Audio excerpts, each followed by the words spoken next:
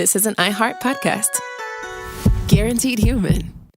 This is George Severus and Sam Taggart from Radiolab. Let's be real. Home comes with a lot of odors. Cooking, pets, everyday life. That's where Febreze comes in. Febreze helps fight household odors and leaves behind freshness that lasts. And with over 30 scents to choose from, you'll always find one that feels like you. Febreze. Freshness that fits your life, your space, your style. Febreze is a proud sponsor of the Elton John Impact Awards, honoring those who have helped shape a more inclusive and compassionate world with their artistry, advocacy, and unwavering commitment to equality. You won't want to miss the Elton John Impact Awards podcast, available on June 1st on the iHeartRadio app and everywhere podcasts are heard. Do you want to find a stress-free way to buy your next car? Start at CarMax and shop your way.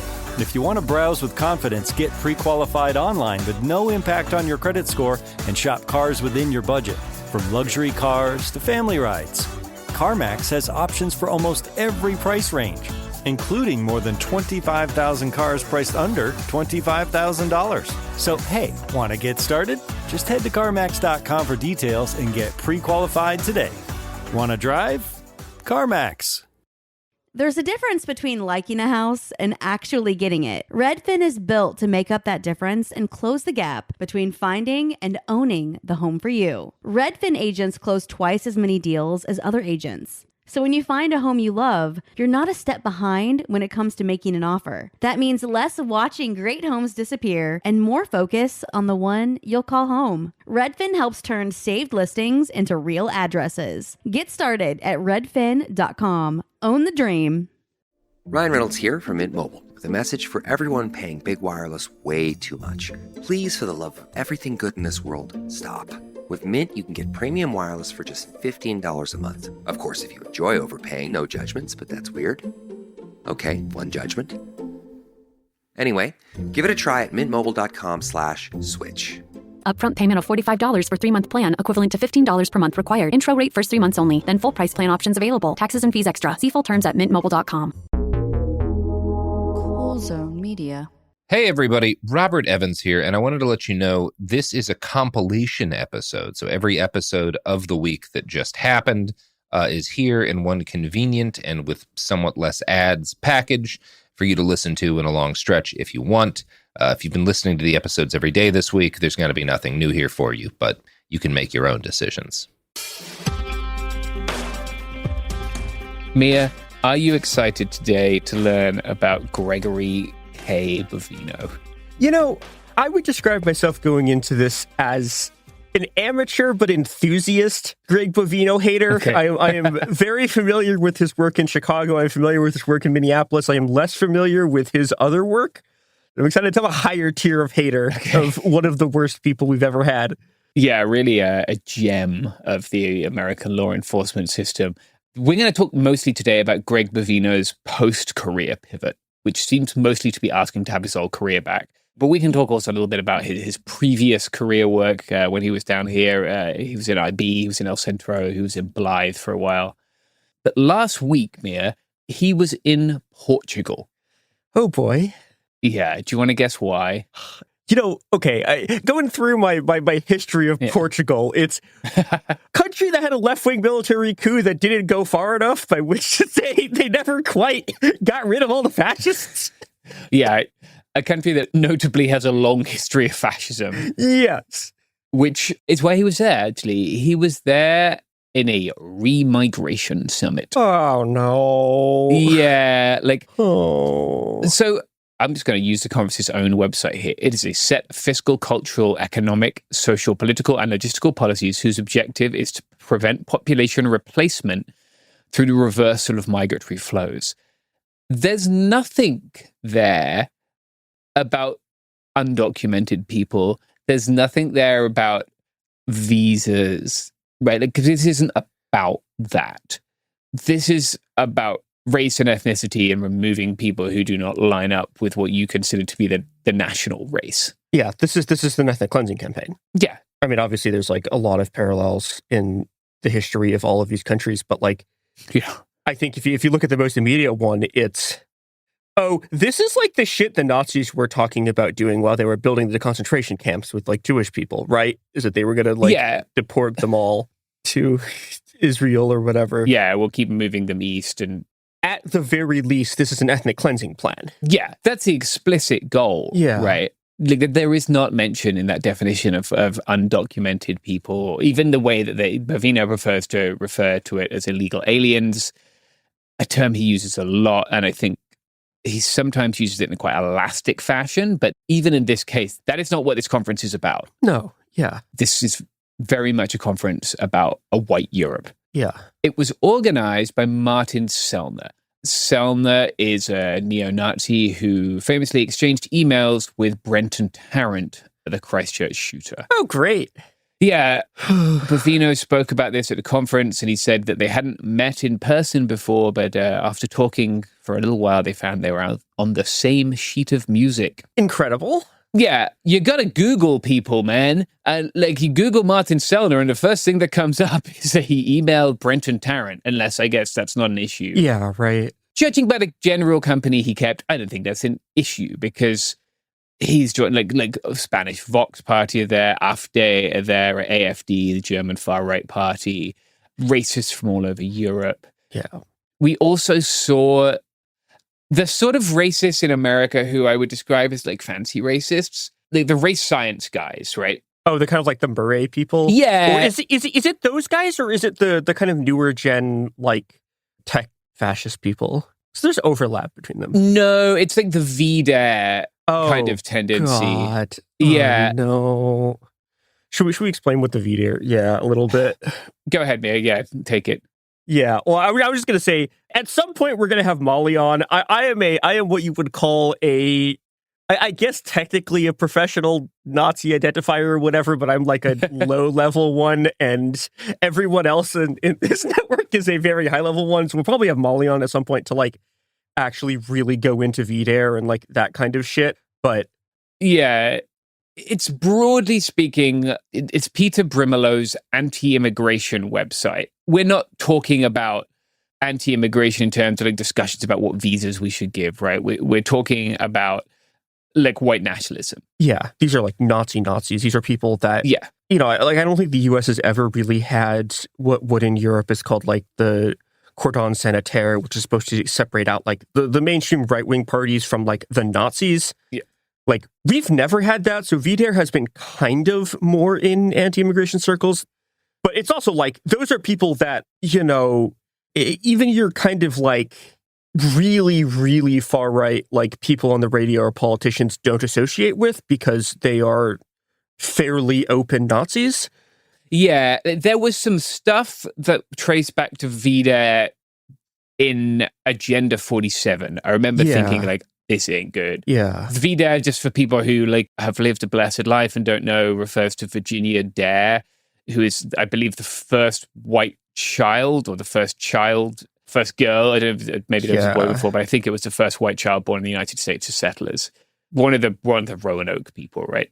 Yeah, which is, I don't know, like maybe you motherfuckers could have made like the Roanoke people and disappeared, but yeah, but yeah, that would be nice. Unfortunately, Mia. No, unfortunately they didn't, and they didn't unfortunately assimilate into indigenous cultures the way that the Roanoke people almost certainly did. Yes, and instead decided in fact, quite the opposite. A half a millennia long campaign of terror and bloodshed.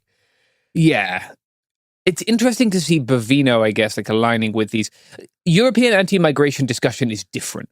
It's not really dealing so much in undocumented people. Mm-hmm. It's dealing with people under various legal statuses.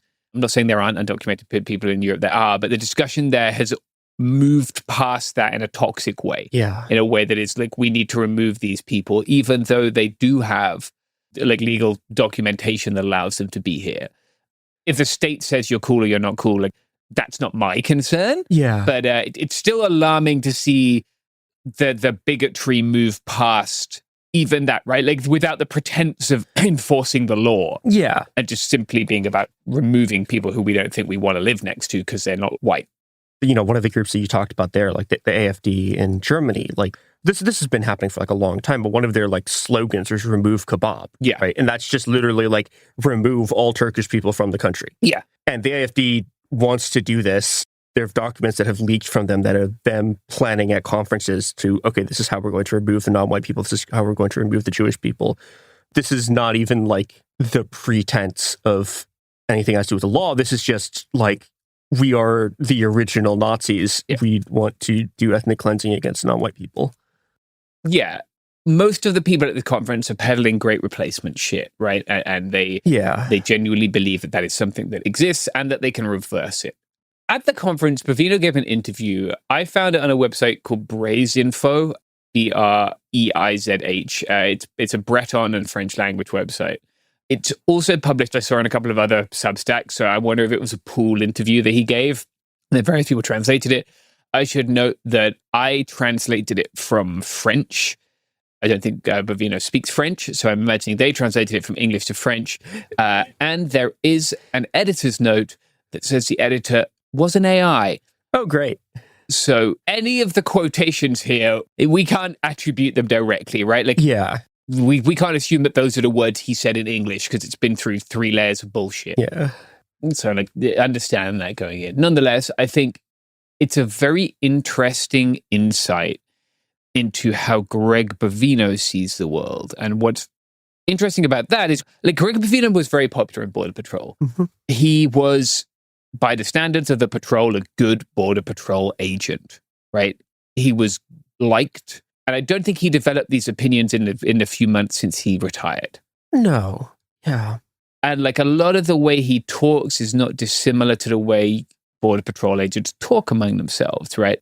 I think that like what is interesting about this is not like Greg Bovino is essentially sharing a platform and agreeing with Nazis.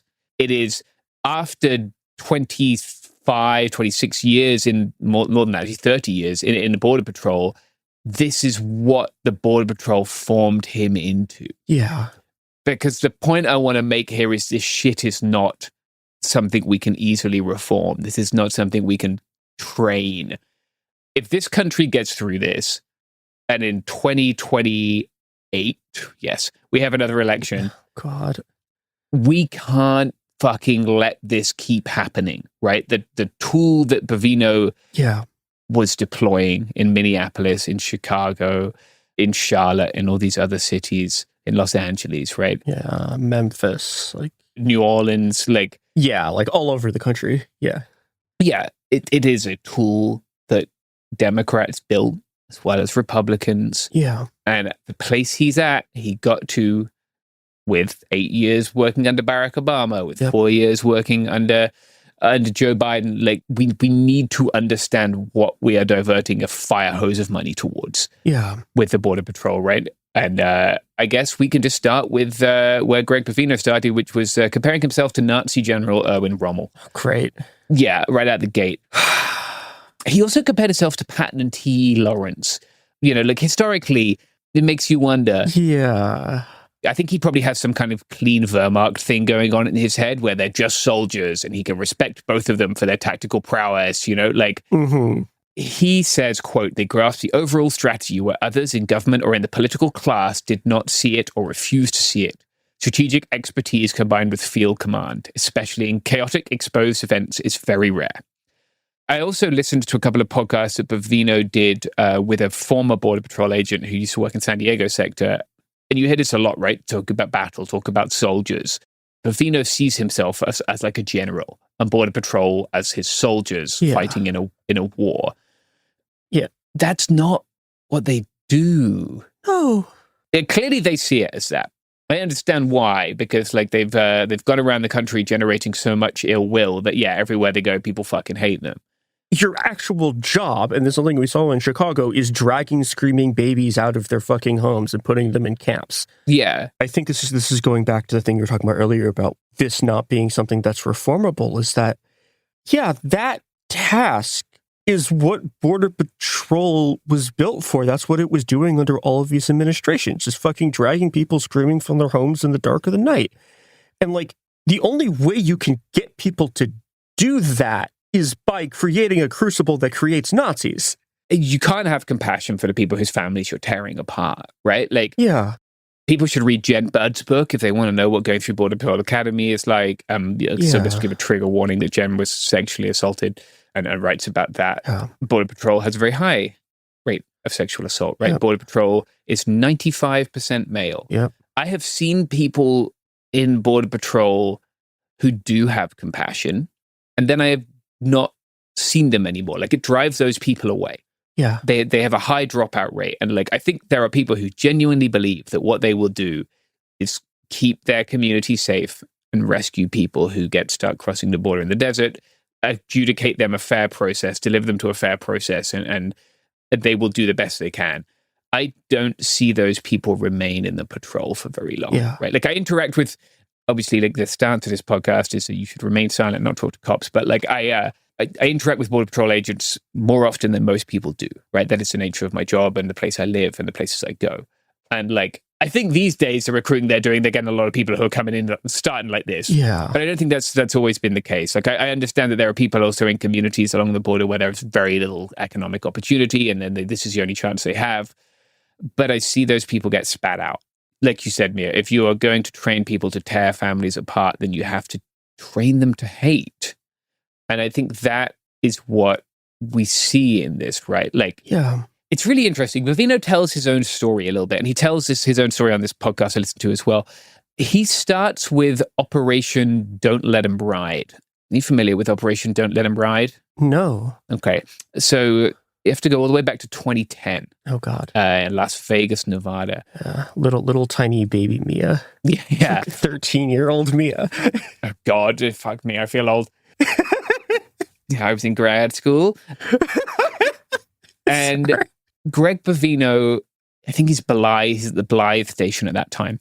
And they do this operation at a bus station in Nevada.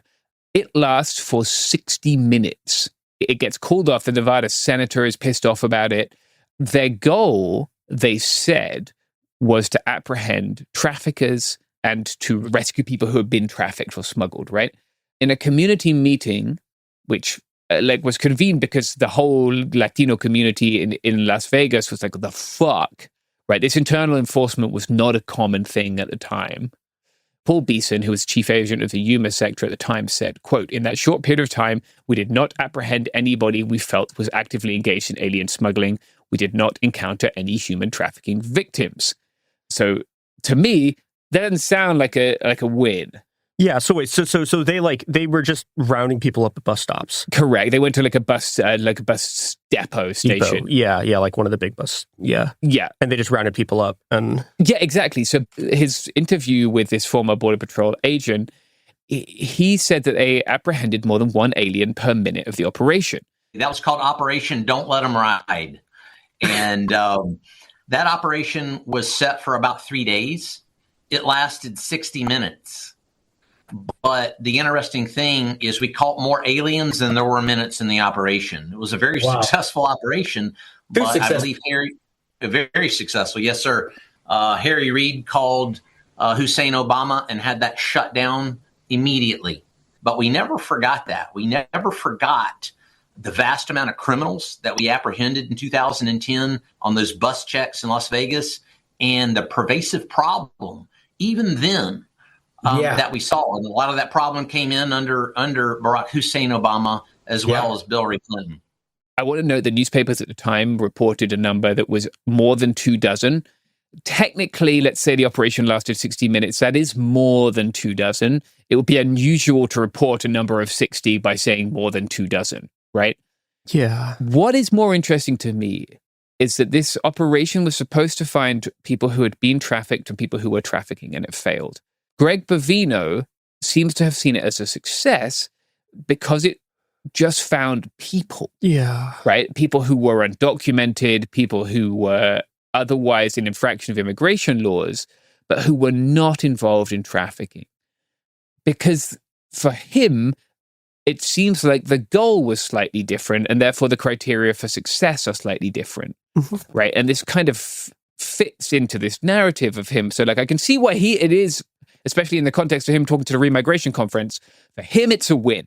But for the explicit goals of the Border Patrol at that time, it's not. So he cites this as the beginning of his journey to where he is, right? As a guy they went to for massive surges of Border Patrol agents into cities tearing families apart. And I think if we see it the way he sees it, then we can see why he sees it as a success. Bovino in his early career had worked a lot in the El Centro sector, right? And he eventually became chief patrol agent in the El Centro sector. He was in BORTAC for a while. I've read a Defense University paper that interviewed him. He was in Honduras with BORTAC training border patrol there. Oh, Jesus Christ. Yeah, I mean, everyone should read Empire of Borders. Everyone should read Border Patrol Nation. But like the DHS has done this for years, right? Funded, armed, and equipped and trained Border Patrol units all over the Americas because that is how America externalizes its border. Yeah, in a very similar way to the way Europe does it with Frontex and, the deals they cut with Gaddafi and then the successive governments in Libya and stuff like that. Yes. And the people they're training there, it's like School of the Americas shit, are just like actual monsters. Yeah, I mean, the Sally Hayden's book, My Third Time We Drowned, is one of the more heartbreaking books that's available for a human to read. But like, if you want to know about the fucked up stuff Europe's doing in Libya, it's a good book. Yeah. But yes, it moves the violence away from the metropole. Yeah. Right? It moves it further. I've seen this from my own eyes, right? I've seen what happens in Panama, not necessarily with the actions of any border patrols there, but just by forcing people to take that route. Like I've seen how the externalization of our borders kills people. And I have seen how the Biden administration funded deportations of people who I can't find any criminal record for. And I have seen literally babies taken out of people's hands. Yeah. And they were deporting young men at that point. But I've literally watched families torn apart right there just after crossing the Darien Gap. And it's heartbreaking. Yeah. Talking of heartbreaking, we haven't done an ad pivot. Oh boy. Hopefully these products and services will fix your heartbreak. Yeah. Oh God. Yeah, here's an advert for whiskey.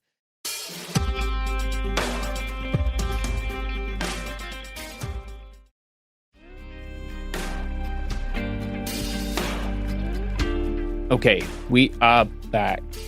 So one of the things Bovino did a lot in this interview is he sought to kind of distinguish himself from what he calls status quo bureaucrats.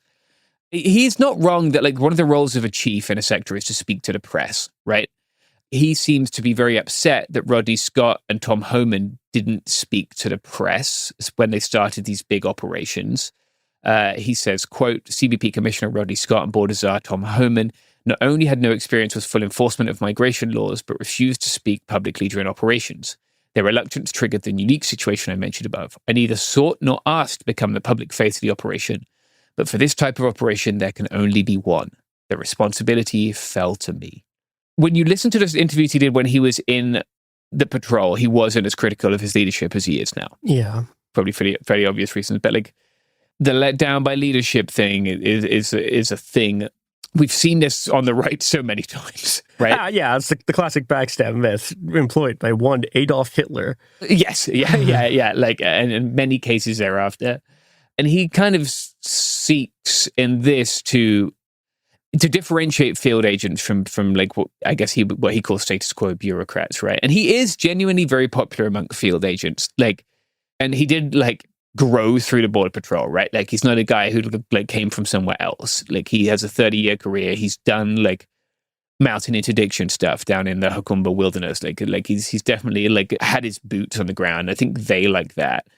And I think for him, that gives him he feels like he speaks for the border patrol and that like these people who are like bureaucrats are what is constraining him and his guys from doing what they want to do. And like, it's really interesting to see the terms, how he describes what they want to do, right? He called the withdrawal from Minneapolis a surrender. He called protesters the opposition in this podcast I listened to. He calls protesters pro-fascist, which is very, given the company he keeps, is fucking ridiculous. I feel like the other people at that conference can't be happy with that. Yeah, that's the thing, right? Like, where are the fascists here, damn it? Yeah, they're not hiding it. Like, it's very interesting to see him, like, not willing to kind of surrender that term. You know what I mean? Like to not quite say it. At the same time as, like, there are other people at the conference who are like, no, we're the fascists. What are you talking about? They're not pro-fascists. They hate us. He's still, like, one step removed from joining his buddies there. Another thing I found interesting was that he says, Border Patrol is often referred to as, quote, the Federal Law Enforcement Marine Corps. What? Does anyone say that? I've not heard them say that. No, what? I've never heard that. It's a very strange. I'm guessing what he's referring to is like the Marine Corps has these expeditionary units which can deploy very quickly to conflict zones, like we saw in Iran, right? Like, yeah. And I'm guessing that's what he means. Like they're the hit squad. Yeah, they're the like, oh my God, we found like 4 children sleeping in a bedroom. We have to go send our like tactical squad after them. Yeah, they're our first line of defense against tiny babies. Yep. And against like Americans exercising their First Amendment rights. Yeah. When people were in the street in Portland, it was Border Patrol they sent. Yep. It was BORTAC. Yeah. Yeah. Right? They do have something of a history of being the federal government's hit squad. Yeah. When they want to stamp on Americans, they do send the Border Patrol. Interestingly, he went on to cite the Ole Miss riot. Are you familiar with the Ole Miss riot? It sounds vaguely familiar, but I'm not sure. Yeah, I mean, you can surmise what's going to happen, right? It's a university in the South. What happens is that James Meredith, a black man, had attempted to register at the school several times. He had been prevented by racists, including the governor. And at one point, JFK sent Border Patrol agents along with federal, I think they were cross-sworn as marshals maybe, to accompany him to register. They ended up surrounded in the Lyceum. 28 federal agents were shot. Jesus. Yeah, no, this is like, they had a fucking fight about it. Like, 2 of the people surrounding the Lyceum were killed. You know, I'm not sure I've ever in my entire life seen a government deployment and thought you should have sent the National Guard, but like, yeah, I guess you should have sent the National Guard. Jesus, yeah. The white Southern racist really, I guess, love shooting feds to oppose integration. Yeah, like in this case, they sent the regular ass army to come get him out. Yeah. I think this was the era when they felt like National Guards in the South were not entirely trustworthy. Yeah, well, yeah, you'd have to do a Trump style, like we're sending the fucking like California National Guard to Mississippi or whatever. Yeah. They normally send like one of those QRFs, like 82nd Airborne or something like that. Yeah, I can't believe I'm in a position where I support the deployment of U.S. troops against Americans. Yeah, I know. How is that even it's wild. possible? I know, right? It's a wild scenario. I guess it's like because they're trying to do a lynching. So, yeah. Like in that case, yeah, maybe stop the lynching. But it's a really interesting choice because he's talking about how Border Patrols, you know, like had this long history of doing this. And again, like he's not wrong. And I guess maybe the Ole Miss thing plays a part in their mythos because they were fighting against the racists. I can see why they would want to hold on to that. It's interesting to see him doing that at the racist conference. Yeah. It's like, oh, no. We are a different kind of racist. We are California racist. We are not like the primitive Southern racist. We have advanced our level of racism to ethnic cleansing levels. Yeah, like, and he's very popular amongst the, like, we're a different kind of racists, right? Like, the VDAR tendency is the, like, quote-unquote scientific racists. Yeah, and by the way, I want to clarify before I get screamed at, the thing I just said was, like, his perspective, not mine. Jesus Christ, fuck these people. Yeah. All of them. Yeah. Please don't clip me out of context. So, like, he then goes on, after he's explained this, to explain, like, his history of migration. He says that around in the year 2000, quote unquote, the floodgates opened. His basic thesis is summed up in his statement: from 2000 to 2026, our borders were nothing but speed bumps. Illegals and smugglers knew that once they crossed the border, they were virtually safe from any consequences. A couple things there that obviously includes Trump's first term and part of his second term. Amnesia about Trump having a first term seems to be quite a common issue on the right. It's really astonishing. And on the left, too. I don't know. I'm seeing it more and more. Certain people who will go unmentioned who were working for Blackwater under the first Trump administration. It's gonna be bad. Yeah, it's very interesting to see this narrative, but again, not an uncommon one, right? Like, he talks about how he wrote a paper called Illegal Aliens and Destruction of Natural Resources. So he has 2 master's degrees. One is from the National Defense University.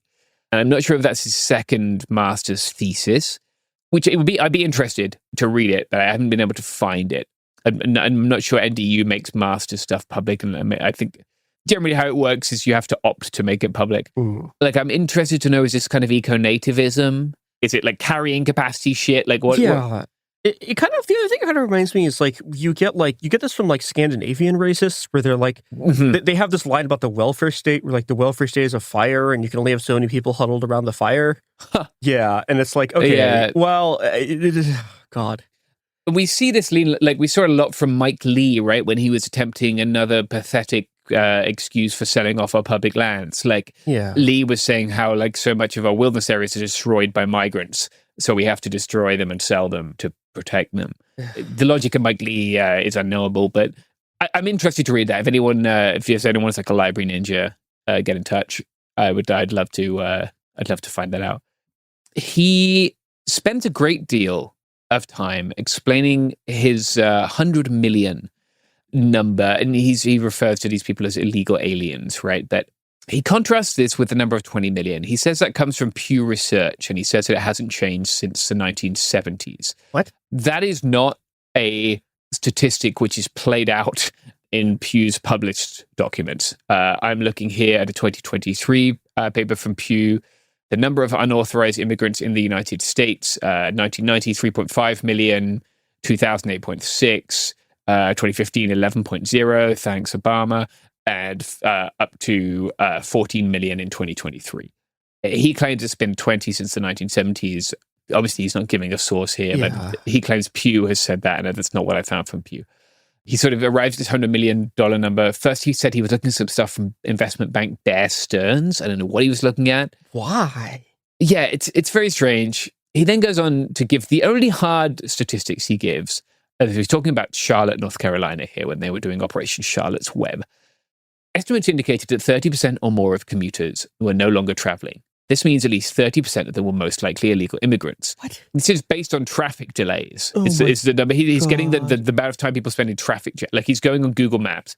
This is a massive logical leap. He then says that's about a quarter of Charlotte's commuters, 30%, not a quarter. And this figure, you guessed it, fits perfectly with the total of 100 million out of 420 million people in the United States. I estimate that 100 million are illegal immigrants, same as the observation for children absent from Charlotte schools. More than 30% of students were missing. These were, of course, illegal children or children of illegal immigrants.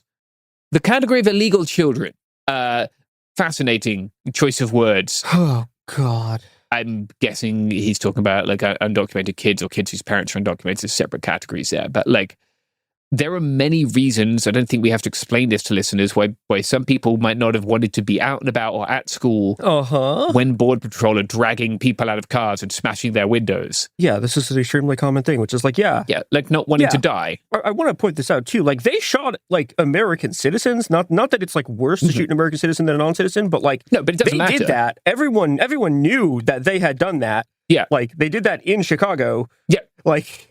Yeah, they did it in Chicago. They were going to go do it again in Minneapolis. Yeah. Obviously, they shot protesters. They also just shot random people, who they were oh, you're non-white. Fuck you, right? It's that kind of shit. Yeah, people who got in. Most of the instance we've seen that what they have said is the person tried to ram them with their car, and most of the times we have seen video evidence. It certainly doesn't look like that to me. No. Yeah.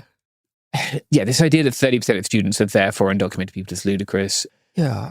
They were in Charlotte in middle to late November. There's a time when Americans often travel, don't go to school, right? They have this Thanksgiving thing here, and people like to enjoy time with their families.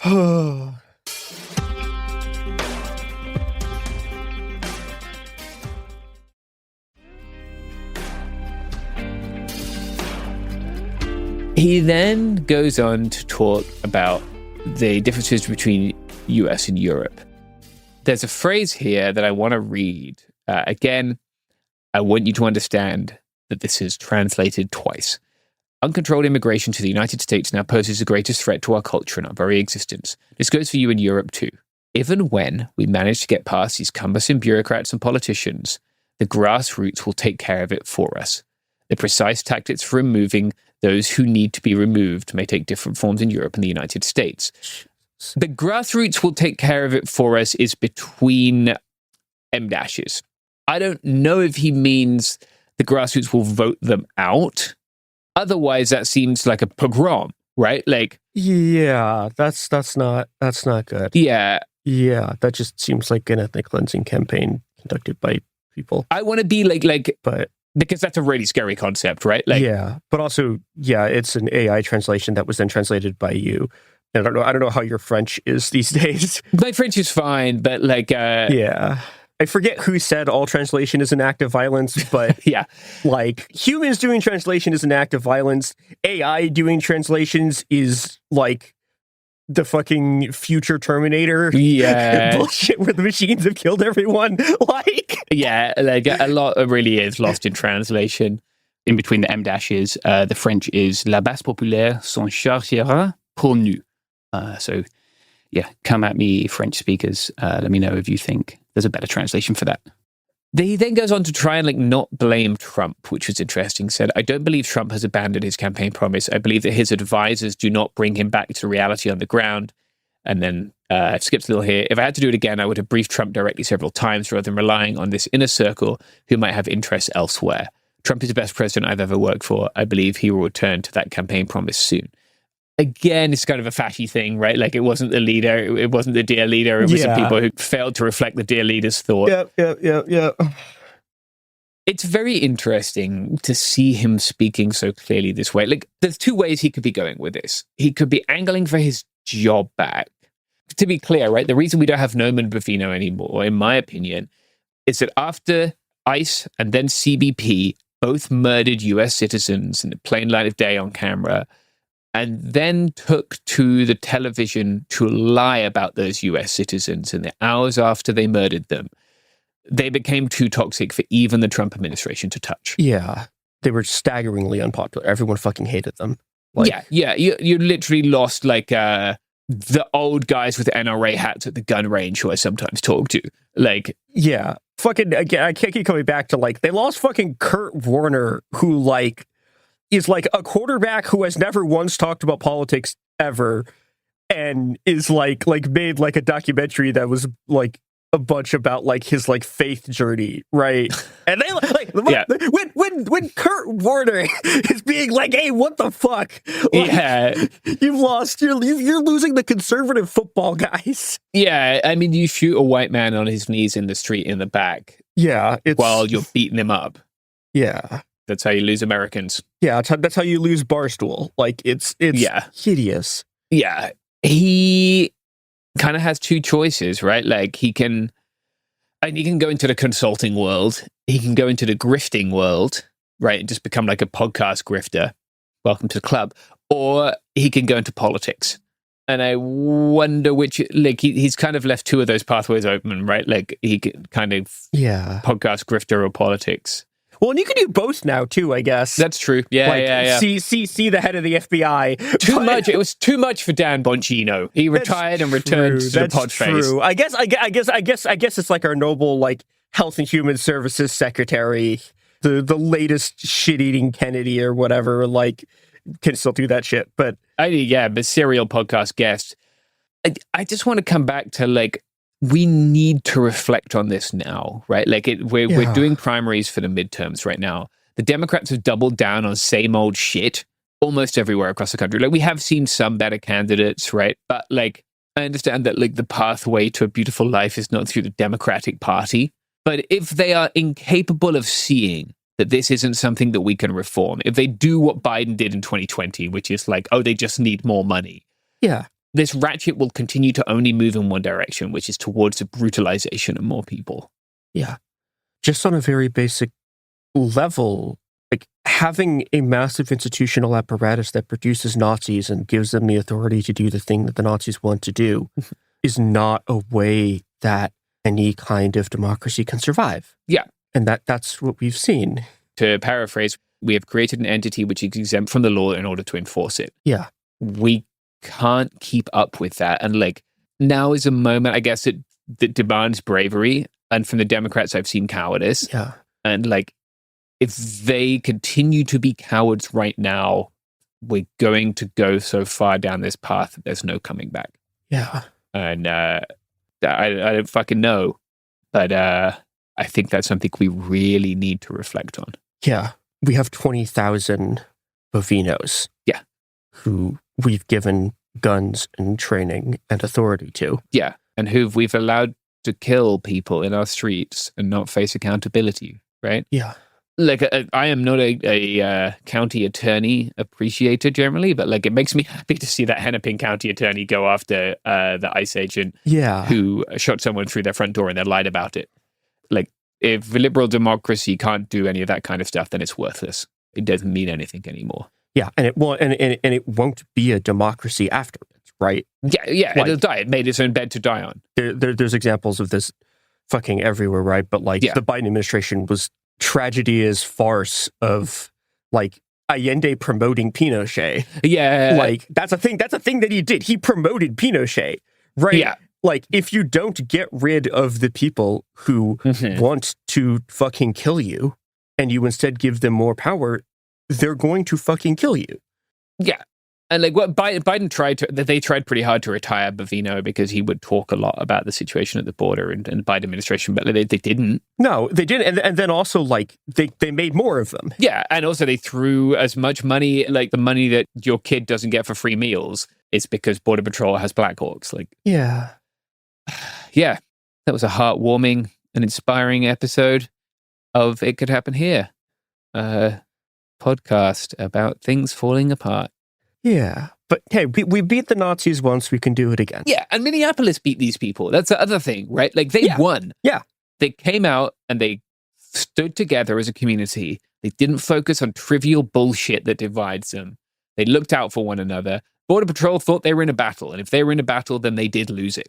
They surrendered, right? Yeah, and like that's also not to say that there aren't still like horrifying shit happening there, right? Like there's still raids going on. You're absolutely correct. Like, yeah, and that like people aren't dealing with the many other ills of capitalism and existence under the state as it is today. But like, they were not able to make those people cower in fear. Yeah, and that has shown the rest of the country how brave we can be together. And I just don't think we should forget that. Yeah.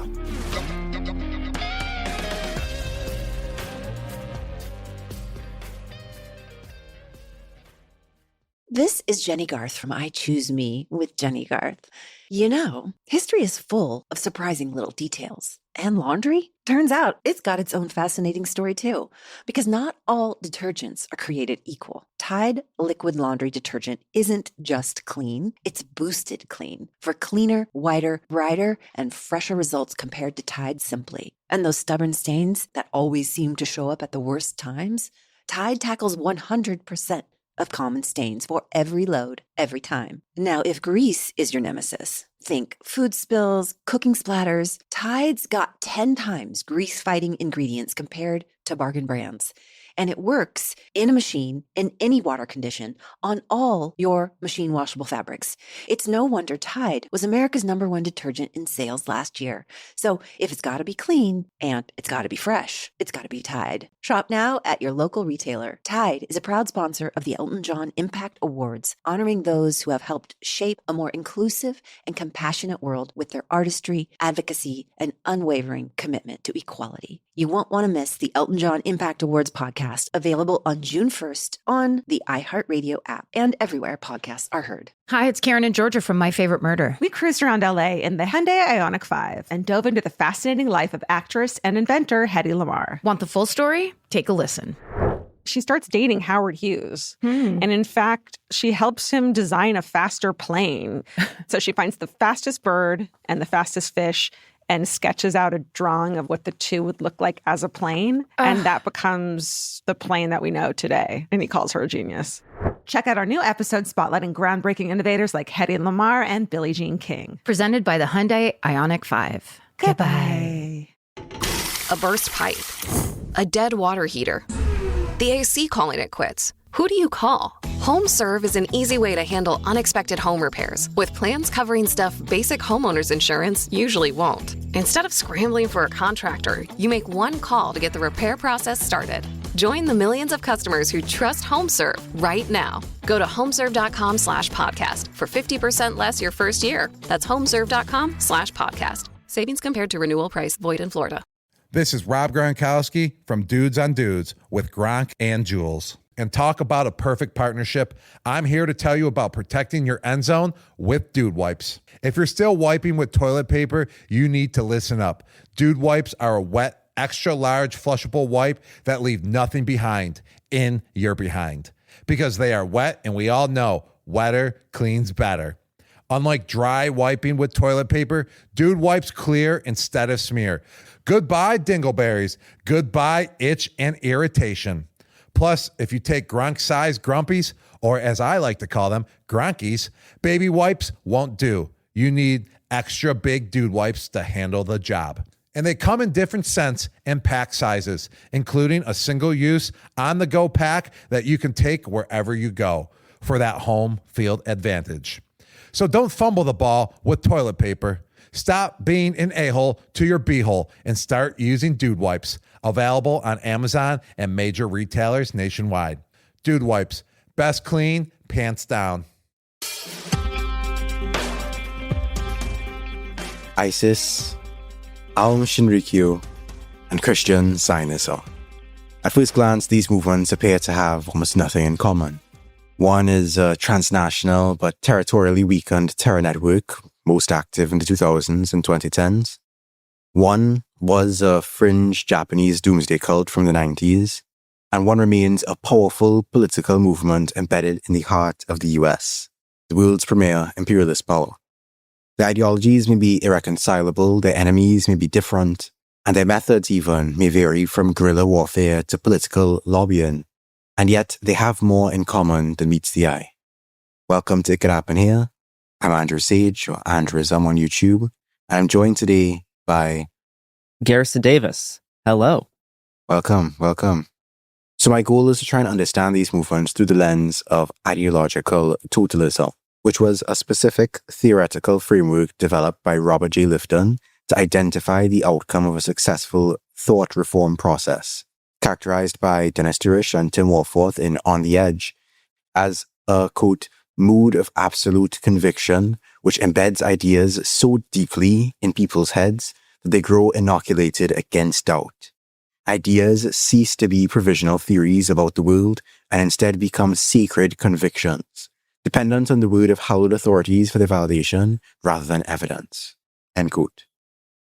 Lifton saw the potential for the emergence of ideological totalism within everyone, but he noted, quote, totalistic convictions are most likely to occur with those ideologies which are most sweeping in their content and most ambitious or messianic in their claims, whether religious, political, or scientific.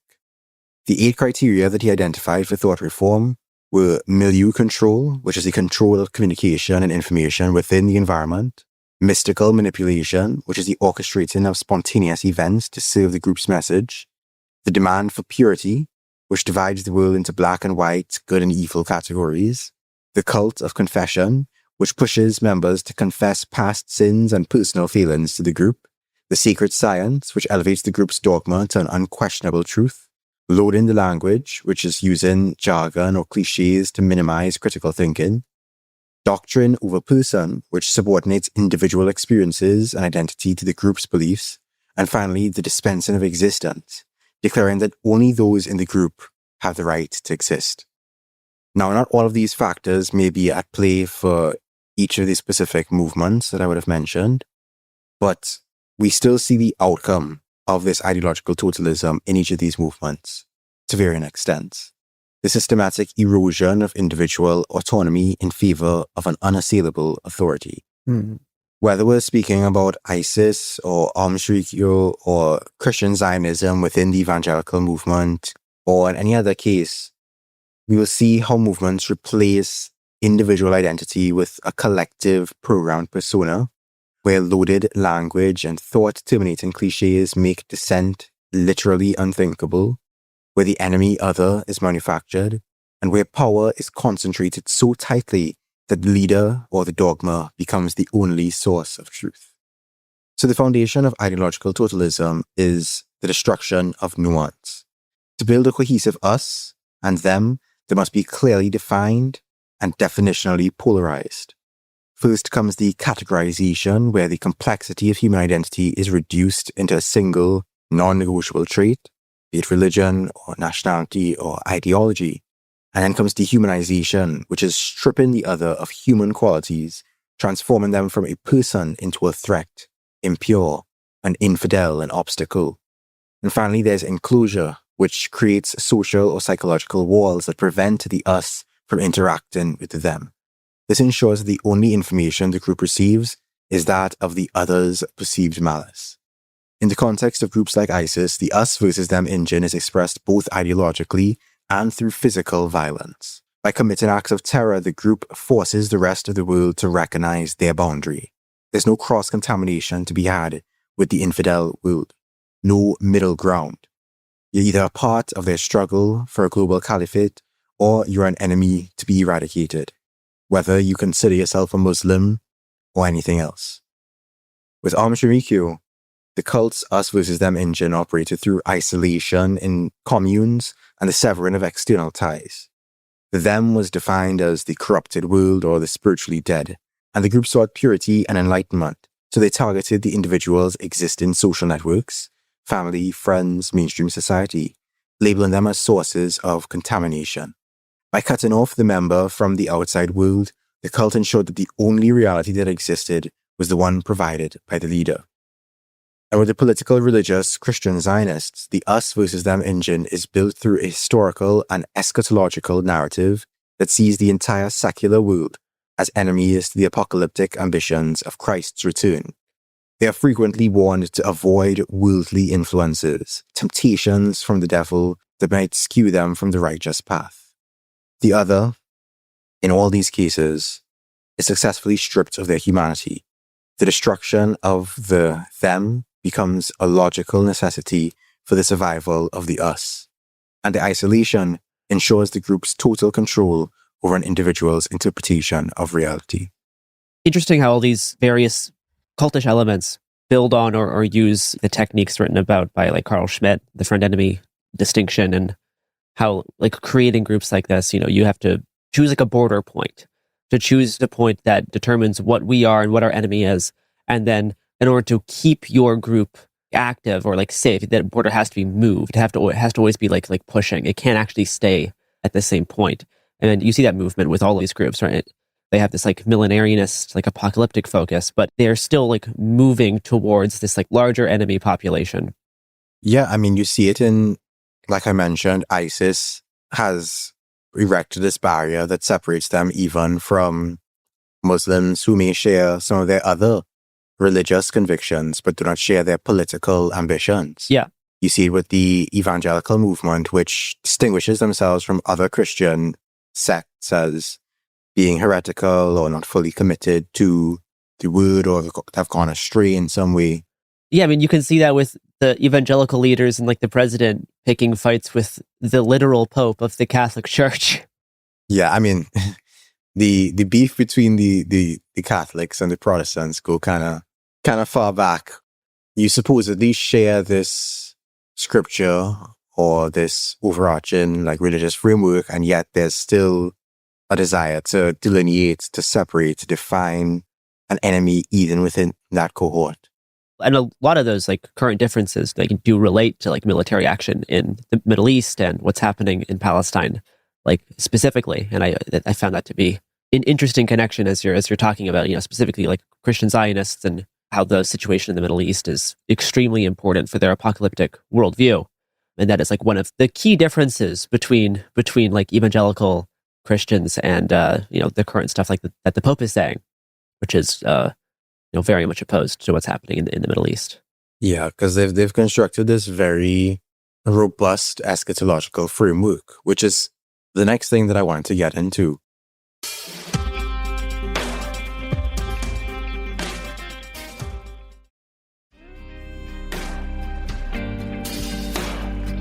The language that these movements use helps to control their people. You're controlling people not just through physical barriers, but through psychological barriers. Yeah. If you can control the vocabulary available to a person, how a person understands the meaning of words, how they understand the meaning of their scriptures, you can control the range of thoughts that they're capable of having. That was kind of the point that, and it's cliche at this point, is the point that George Orwell was making when he had the Ministry of Truth in 1984, that you limit even language available so that even dissent cannot be fully expressed. You don't have to censor anybody because you've already censored their minds. Yeah. And you see that in even their own creation of like phrases and terms across all these groups. Like they come up with specific turns of phrase that just get repeated, and that just starts like replacing language. It starts filling in the gap of language in communication. It's thought terminating cliches. Exactly. Thought terminating cliches, and also just a broader cognitive enclosure. So in the case of Shinrikyo, you had the group using this dense pseudo-scientific and pseudo-religious jargon that blended spirituality, quantum physics, biology, and those who were most elevated in that group were able to wield that language and make themselves sound so sophisticated and elevated and on a higher plane of truth and reality that made it very easy for them to swindle people within their circle. It created a linguistic barrier to entry so that you couldn't participate even in the group's truth without committing to their incomprehensible dogma. Yeah. And if you don't commit to their incomprehensible dogma, then you don't get it. You're going to be an outsider forever. You are not enlightened. You are outside of the truth. Yeah. And this is a problem across a lot of different groups, including groups that are not this, apocalyptic or fascist or like religiously based, but they even see versions of this among like the contemporary left. Yeah. Which creates this barrier to entry by using certain like phrases or like academic language. Yeah, and very idiosyncratic definitions of words that have otherwise common definitions. Yeah. No, and how much politics is like this subcultural purpose of like maintaining a certain like subgroup, like a social circle versus actually building like mass politics, and how the idiosyncratic small like purity of groups with their special language and these like barriers to entry makes it very hard to do larger political organizing that actually goes towards like a working class movement. Yeah. Lifton points out that there is a tendency for ideological totalism in a lot of movements, as I mentioned. So it's something we have to be on guard for if we want to avoid falling into these traps. And so we looked at the example of Shinrikyo in this case, but ISIS also has a kind of a total elimination of nuance through polarized, emotionally charged vocabulary. You have the believer and you have the infidel, which again includes fellow Muslims. You have the pure and you have the corrupt. Every dynamic, every binary is zero-sum. You're either with the caliphate or you're an enemy of God to be wiped out. And within the eschatological framework of Christian Zionism, opposing their apocalyptic informed geopolitical ambitions is tantamount to opposing God's plan. It's like, how dare you? They use these thought terminating cliches, as you would have mentioned, things like, it is written, yeah, it's in Revelation, it's God's will, and there's no way to actually challenge their policies or actions in their minds on whether it be humanitarian, legal, or logical grounds, because it's like you're speaking Greek. I mean, doing something like that is like arguing with God. It's like attacking their faith. And so we also see these movements stripping individuals of their agency for the sake of a transaction. The exchange of the self with all its very real vulnerabilities and mortality and earthly limitations for a higher purpose that is eternal and absolute. In the case of Shinrikyo, the destruction of the self was achieved through the redefinition of morality that used a distorted interpretation of Vajrayana Buddhism and placed the master's will above all conventional ethics. To follow the master and achieve spiritual evolution, one had to abandon the ego with its moral compass and its human attachments. And in its place, Shinrikyo offered the merit of absolute obedience. By following their leaders' commands, even those of mass violence that would expose the wider world to their threat, the practitioner believed that they were performing a ritual act of spiritual cleansing to become an instrument of a higher cosmic order. You see the same thing with the rise of ISIS, the destruction of the self achieved through the total absorption of the individual into the monolith. The individual stripped of their specific context, whatever nationality or background they may have had, and being reduced to a singular, functional component of the struggle, being given a purpose that was compensated with the promise of eternal significance. the promise of martyrdom, of fighting and dying for the caliphate. And with that, the individual could bypass the mundane struggles of earthly life to secure a place in a permanent divine reality. And in the political, theological sphere of Christian Zionism, the destruction of the self has more to do with relinquishing the self's agency and becoming instrumentalized for the sake of God's plan. By framing Israel's ascendance in the Middle East as an essential precursor to the second coming of Christ, and doing everything in their power to lobby for and support it, the movement disregards the genocidal costs for the reward, being the fulfillment of a divine apocalyptic timeline. And so in all three cases, the follower is convinced that the destruction of this world as they know it, and the destruction of the self within it, is not a tragedy, but actually a kind of liberation. But all three of these movements have been tragedies for the rest of the world. Aum Shinrikyo deployed chemical weapons in Tokyo's subway system. They killed 13 people and injured over 5,800 others, instilling a long-term anxiety for those living in the city that their shared space could be the site of potential terror, and that the person sitting next to you could be the vessel for a hidden, lethal ideology. ISIS has forcibly displaced millions, killed tens of thousands, and destroyed ancient heritage sites, all in an effort to erase the other. And the Middle East and Africa in particular continue to be scarred by its violence. Christian Zionist ideology has introduced a variable to the political equation that is immune to reason and negotiation, that cannot question its theological justifications. Of course, Zionism is not entirely dependent on Christian Zionist support. Jewish colonial settlements would have predated British support, American support, and Christian Zionist support. But the political cosign that Christian Zionists provide within the premier superpower does aid in the continued support for the Palestinian genocide. So ideological totalism seeks to eliminate pluralism, to eliminate shared truth, and to literally kill. But we should not view the rise of totalizing ideologies as some freak, isolated phenomenon, because it deprives its strength from the very framework and conditioning embedded in our existing social structures. The mechanisms of milieu control, loading the language, and other techniques used by cultic tendencies exists in subtle forms within our mainstream institutions. We see the seeds of thought reform in the echo chambers of media ecosystems. We see the loading of language in the polarized rhetoric of politics. We see the demand for purity in the most aggressive forms of cultural and religious tribalism. The extremist can sometimes be the most honest, uninhibited expression, the natural endpoint of our world's authoritarian tendencies and subtle lifelong conditioning. At home, in the classroom, at work, in civic life, we are trained in the soft versions of the very deference that totalizing leaders eventually demand.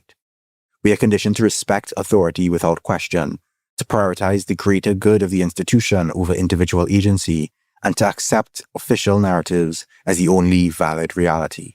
So when a leader arrives who promises to replace the complex, messy uncertainty of our political and social reality with the clarity of absolute truth, the most conditioned minds naturally find the offer at least seductive.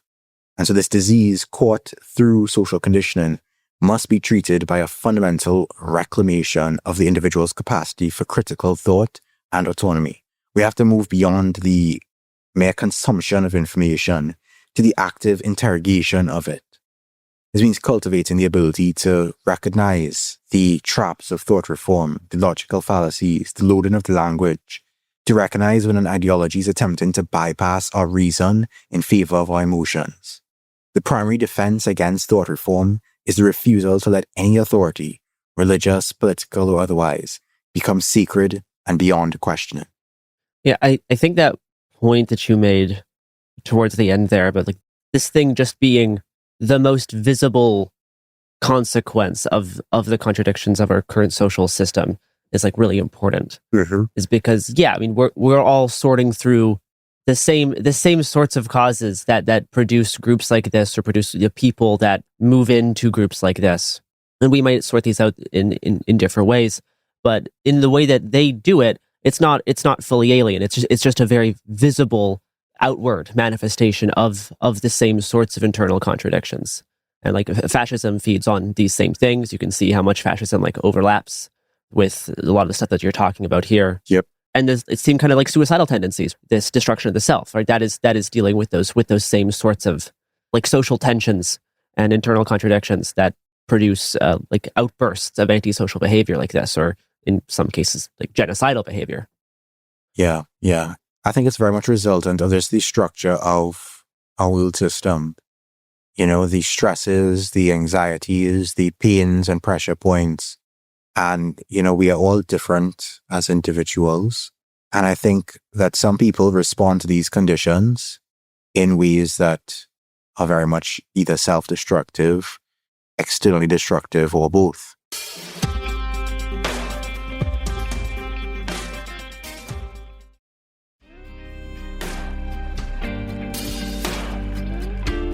I think a part of our task, in like a general sense, is providing some alternative to this, right? You can like look at the way really like on like a global level, like the left has really receded a lot in the past 50, 60, 70 years.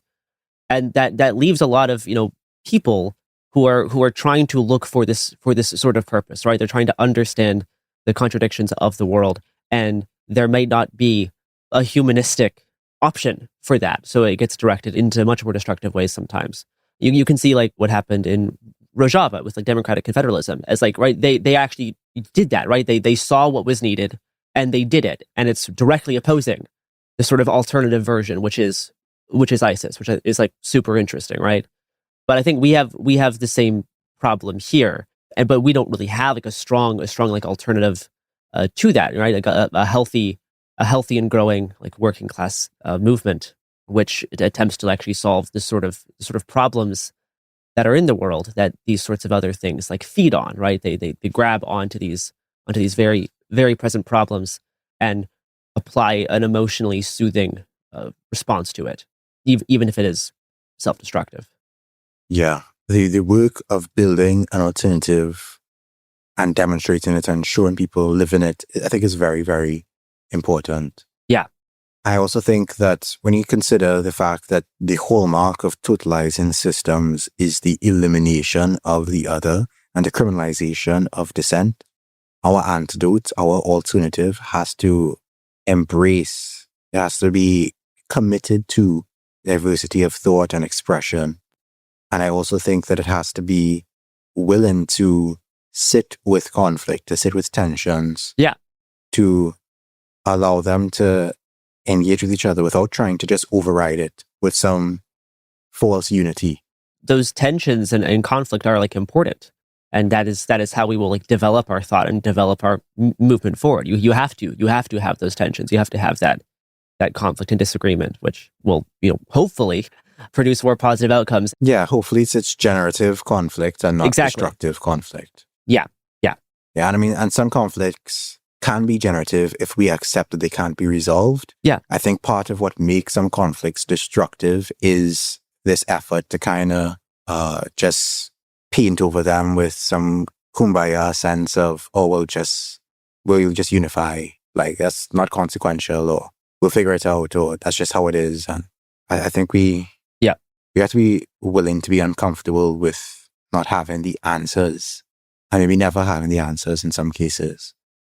There are those who I think will have the capacity to engage into de-radicalization of ideological totalists. I don't think I'm among them.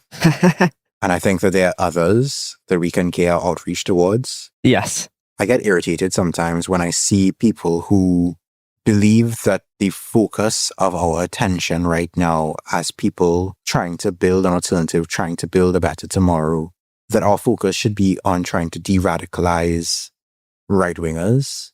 Yeah. The vast majority of people are politically unaffiliated, politically uncommitted, apathetic, disengaged. And I think that we can do far more if we were to focus on reaching those people and helping those people see the problems with the system and the solutions that we have on offer, than engaging in fruitless debate with right-wingers or... Yeah, and I think that's actually the most effective form of de-radicalization, Exactly. There is a lot of problems with the sort of like de-radicalization framework that emerged in like 2018 to kind of meet the rise of like the alt-right.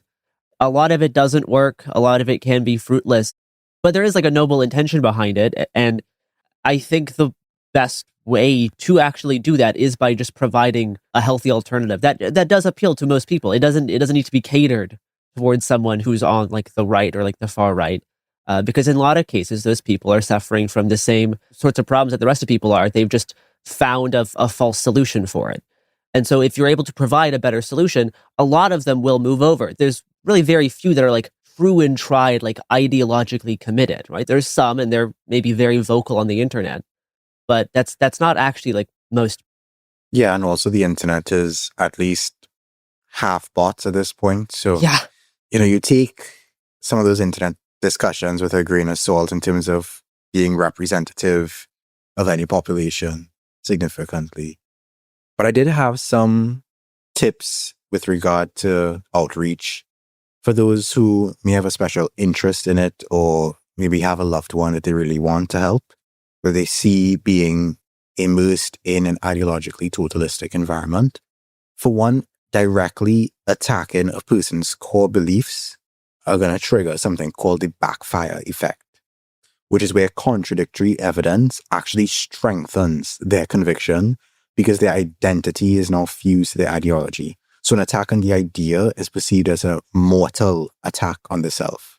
Debating them is not going to help. It's better to think of yourself more as a connecting force rather than a correcting force. You're a lifeline, yeah. To gently guide them out of their radical mindset, rather than trying to instruct them out of it, to berate them out of it. And when you notice that they're experiencing doubt in their ideas, it can be very exciting to try and rush in and show them the way, but you don't want to overwhelm them. Doubt, especially for people immersed in that mindset, might literally collapse their entire social and cognitive world. So your focus, I think, needs to be on providing a safe harbor where their doubts can be expressed freely without judgment or any pressure to immediately betray all that they've ever known. You also need to consider the conditions that led the person into that situation in the first place. If you know what they were like and what their situation was like prior to indoctrination, whether they had certain relationship issues, financial issues, systemic abuses, traumas, isolation, some kind of yearning for meaning or purpose, that can help you contextualize their situation. And while you can always fundamentally disagree with their conclusions, it's good to recognize the needs that drove them to those conclusions. But in addition to that, you can try to find out what their passions and hobbies were or are outside of that doctrine, so that they have some kind of psychological landing pad if they were to escape the environment, so that they're not without a sense of self. So they're not floundering for some form of identity. These movements and this tendency for ideological totalism derived from hierarchy will not be overcome in one fell swoop. It is a continuous daily struggle within the human mind and the social fabric. It is a struggle to remain unconditioned by the temptations of certainty, to hold on to the messy, the diverse, the complex, to create a social foundation of individuals who are capable of saying no. And that's it for me. All power to all the people. Peace.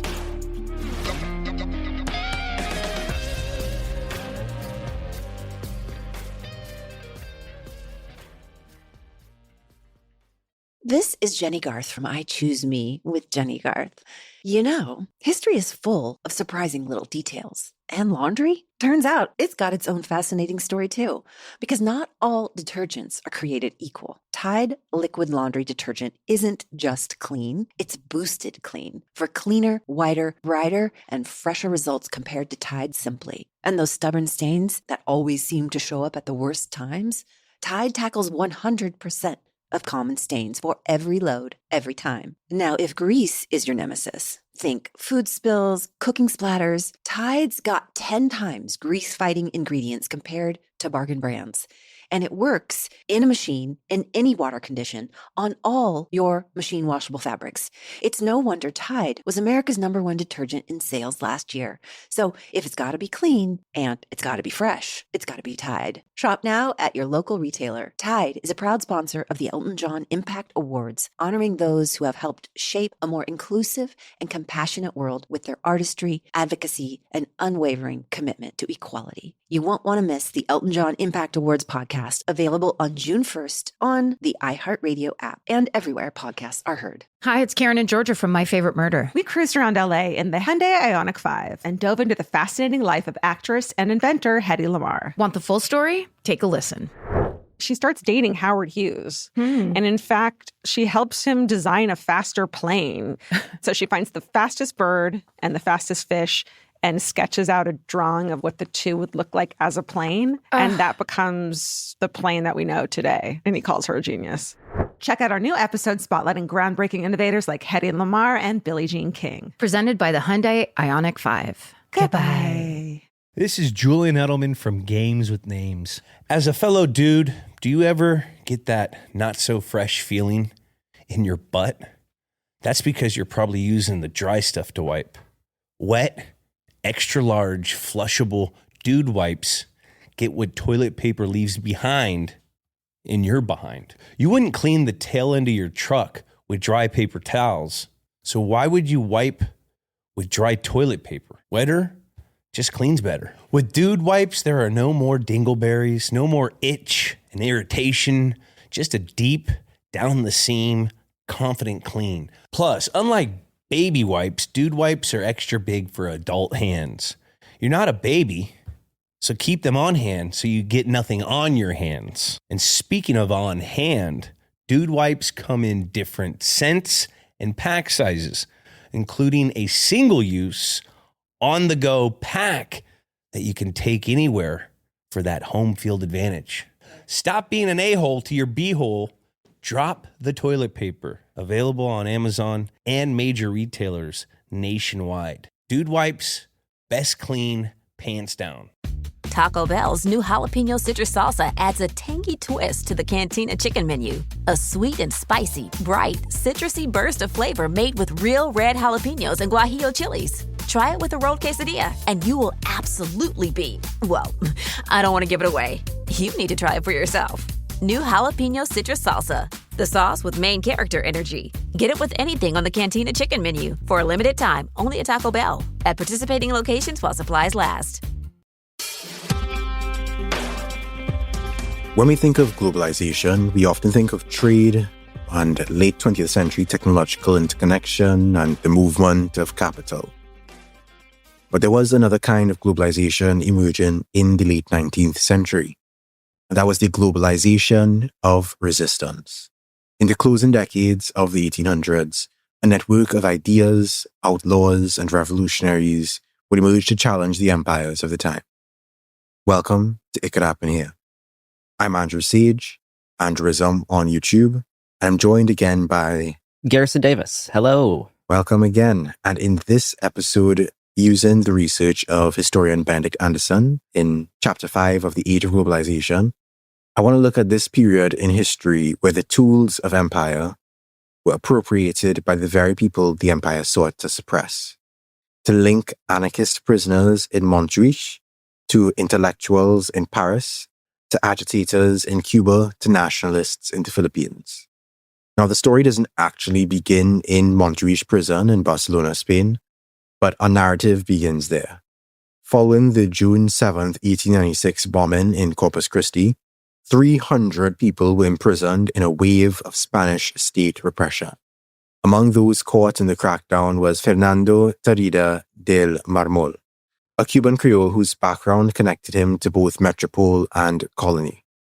His imprisonment was a direct consequence of the state's attempt to suppress the burgeoning anarchist movement in Catalonia, but would only end up fueling the movement, thanks to the efforts of the radical international press. Torrido was a math teacher, which actually helped him out when he got arrested because a young lieutenant warden recognized his former teacher and managed to sound the alarm of his incarceration. Torrido also happened to be the cousin of a conservative senator who used his influence to ensure Torrido's release. But Torrido didn't let these privileges cause him to forget his less privileged fellow prisoners, because he immediately upon release went to Paris, the city of duality, a city that was both the central capital of colonial power and a premier global hub for political dissent. So there in Paris, Torrido gained access to La Revue Blanche, a very popular periodical of the era. He'd been a recognized writer from before his imprisonment, as he popularly advocated for anarchism without adjectives. And he had gotten into a back and forth about workers' associations and bureaucracy and propaganda of the deed with a certain Jean Grave, who was another popular French anarchist of the period.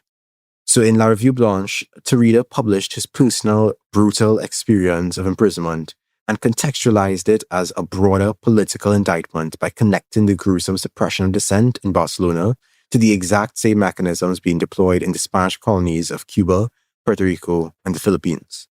Thus, he demonstrated that repression in the Spanish provinces was not an isolated domestic issue, but a fundamental characteristic of Spanish colonial policy. And this narrative was taken up and amplified by the efforts of Philippe Fignon and Georges Clemenceau. Philippe Fignon was an influential art critic and prominent anarchist intellectual who helped frame the struggle against Spanish repression as a significant moral crisis. He also wrote strongly against French imperialism and revanchist nationalism. And Georges Clemenceau was a radical journalist and politician, considered a formidable figure in the defense of political prisoners, as he had the capacity to mobilize public opinion around issues of justice and state authority. So together, these figures helped ensure that the grievances of Torrido and the Spanish prisoners were integrated into the global conversation. Now, historian Benedict Anderson situates these events within the long 19th century, which had a lot of high-profile political violence, specifically anarchist bombings and targeted assassinations, which prompted a corresponding escalation in state power through much more stringent legal frameworks and surveillance apparatuses. Parallel to the rise of anti-terror legislation was the emergence of a new structured infrastructure of dissent consisting of labor organizations and radical press, which served as a vital node in the global network, capable of circulating revolutionary ideas and coordinating resistance across borders. In addition to the Montjuic affair, the Dreyfus affair would also be amplified by this network. The Dreyfus affair was an incident in French history where in 1894, a certain Alfred Dreyfus, who was a Jewish captain in the French army, was accused of treason, alleged to have passed sensitive military documents to the German intelligence services. The evidence against him was largely based on forged documents and a high degree of anti-Semitic prejudice. So Dreyfus was convicted, stripped of his rank, and sentenced to life imprisonment on Devil's Island. But the radical press began calling this out, especially when evidence surfaced suggesting that the actual spy was another officer, Ferdinand Walsin Esterhazy. But the French military high command had covered it up, suppressing evidence, manipulating court proceedings, and intimidating witnesses to ensure that Dreyfus remained convicted. A pivotal moment in the affair was the publication of non-radical Émile Zola's open letter J'accuse in the newspaper Le Roi in 1898. As Zola used the power of the press to directly challenge the military high command after the real culprit was acquitted the day after his trial began. This landed Zola in jail for libel, where he eventually got out on a plea deal, but it also earned him the tenuous respect of some critical left-wing intellectuals. Meanwhile, Torrido had already left Paris for Belgium, then London, where he made use of his contacts around the world to create a coalition of, quote, liberals, Freemasons, socialists, anarchists, anti-imperialists, and anti-clericals, end quote, against the Spanish government, and especially against Prime Minister Antonio Cánovas del Castillo, the conservative who was the chief architect of the brutal repression of Spanish anarchists, socialists, and labor activists domestically.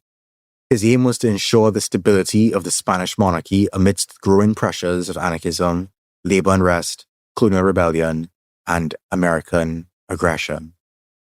On August 9, 1897, the Italian anarchist Michel Angiolillo assassinated Cánovas. Angiolillo was a real monarchy hater. He had traveled to Barcelona under a fake name and was working as a freelance printer when the Corpus Christi bombing occurred. The city was put under martial law, and his anarchist friends were incarcerated in Montjuic. After hearing about how they were being tortured, he fled for Paris, was expelled to Belgium, then moved to London, where Tarida's agitation against the Canovas regime was at full strength. He continued to work as a printer and engage in activism in London for some time, where people asked who would avenge those tortured and murdered by the Spanish state, including the recently executed José Rizal, who was a Filipino nationalist. So after hearing this, Angiolillo was like, okay, bet. And he makes his way back to continental Europe with a pistol in his pocket. In France, he meets Dr. Ramon Betances, who was a Puerto Rican physician and revolutionary who sought the independence of Puerto Rico and the dismantling of Spanish colonial authority in the Antilles. He spent his life country hopping, helping the sick, and fleeing Spanish spies. And although he wasn't an anarchist, he was connected with a lot of anarchists, particularly French and Italian anarchists, through the heterogeneous front against the Spanish state, against imperialism and monarchical tyranny. The European anarchists and socialists found a natural ally in the anti-colonial movement he was part of, as the liberation of Puerto Rico and Cuba would represent a vital blow against the same imperialist structures they were fighting to dismantle in Europe. Now, Betances claims he redirected the target of Angiolillo's planned assassination from the Spanish Queen Regent and infant son to the Prime Minister. But Benedict Anderson calls this narrative into question because there doesn't seem to be any corroborating evidence. Anyway, so Angiolillo gets to Madrid, he learns Canovas' location, he stalks him for a bit, and then he shoots him dead with the pistol he brought from London. In his trial, Angiolillo defends himself with reference to Montjuic and Cuba and the Philippines and says, quote, Canovas personified in their most repugnant forms religious ferocity, military cruelty, the implacability of the judiciary, the tyranny of power, and the greed of the possessing classes. I have rid Spain, Europe, and the entire world of him. That is why I am no assassin, but rather an executioner. End quote. That does go pretty hard. It does go hard. When is this? Is this late 1800s or early 1900s? Late 1800s. Late 1800s, okay. Yeah. So after his rousing speech, he was then himself executed at just 26 years old. Now, beyond being a symptom of imperial crisis, Canovas' assassination functioned as an accelerant. By removing such a central figure of the political machinery of Spain in the midst of its war against the US, Angiolillo's act triggered the volatility that would culminate in the loss of Spain's final colonial possessions. In 1898, Cuba, the Philippines, and Puerto Rico were in the hands of the United States. And the bullets that killed Canovas just kept going, well into the decades to come.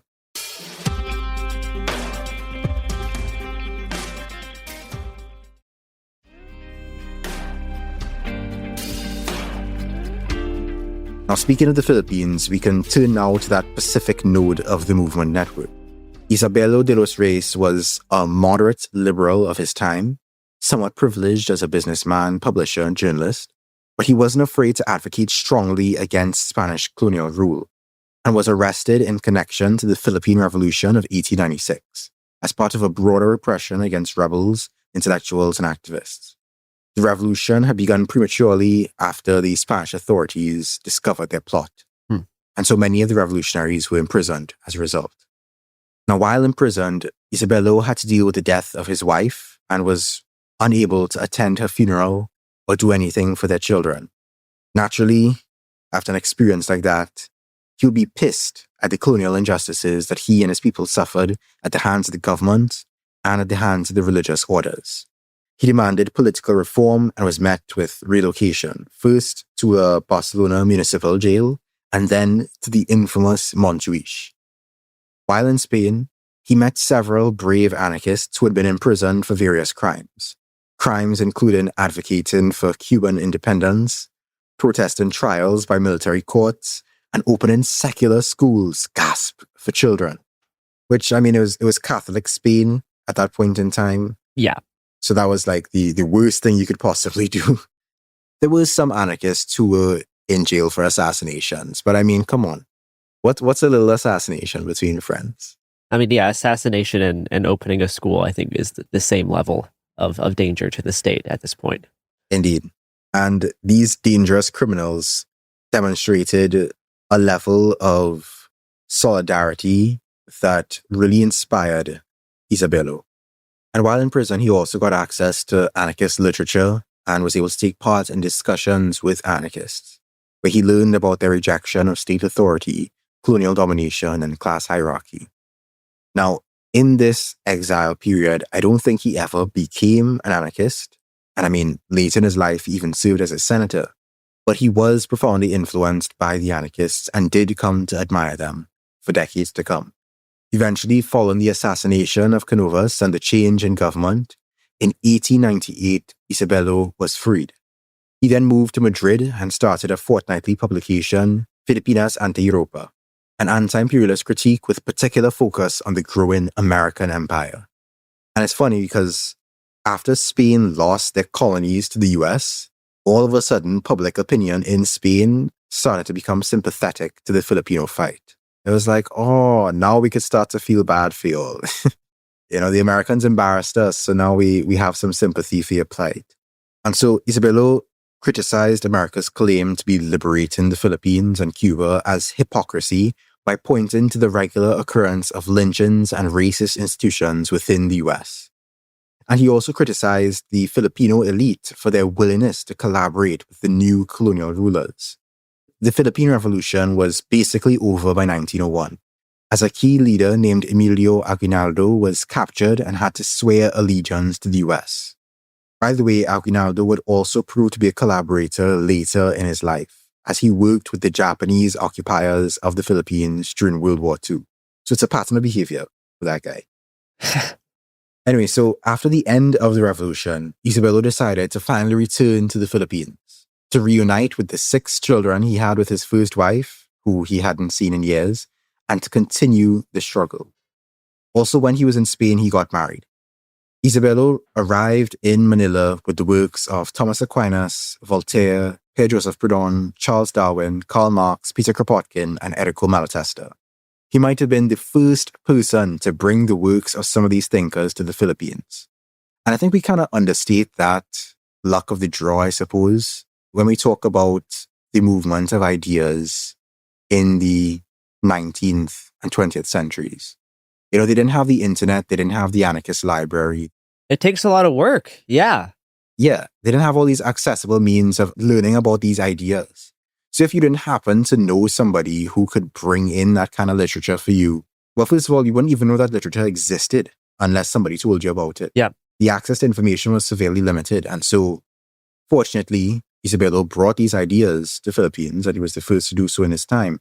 But as we'll soon see, the history of the Philippines could have gone in a slightly different trajectory if he had not brought in that literature, learned about those ideas, started engaging and agitating on that basis, based on, his experiences. I mean, he ended up in a Spanish prison of all places. So the Spanish Empire that imprisoned him ended up sowing the seeds for rebellion in their former territory later on.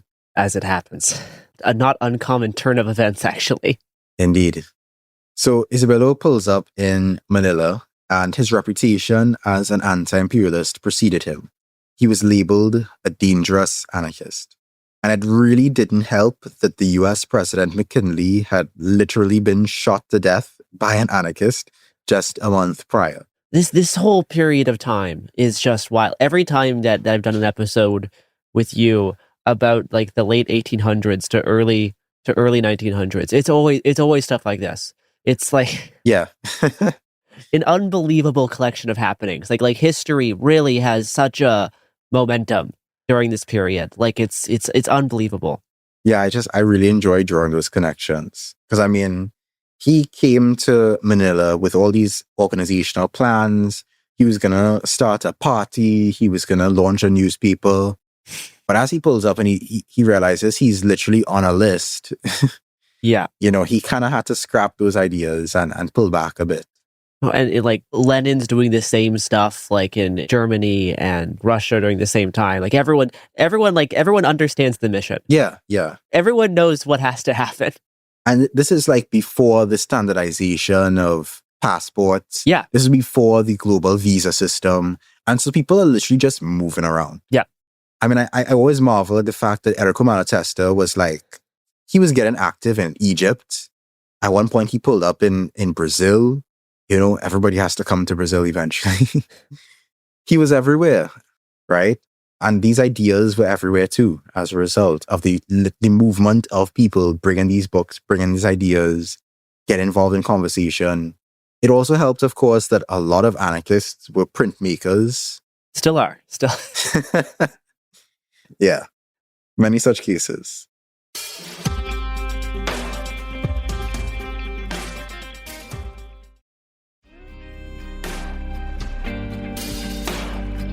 So, Isabello switched strategies.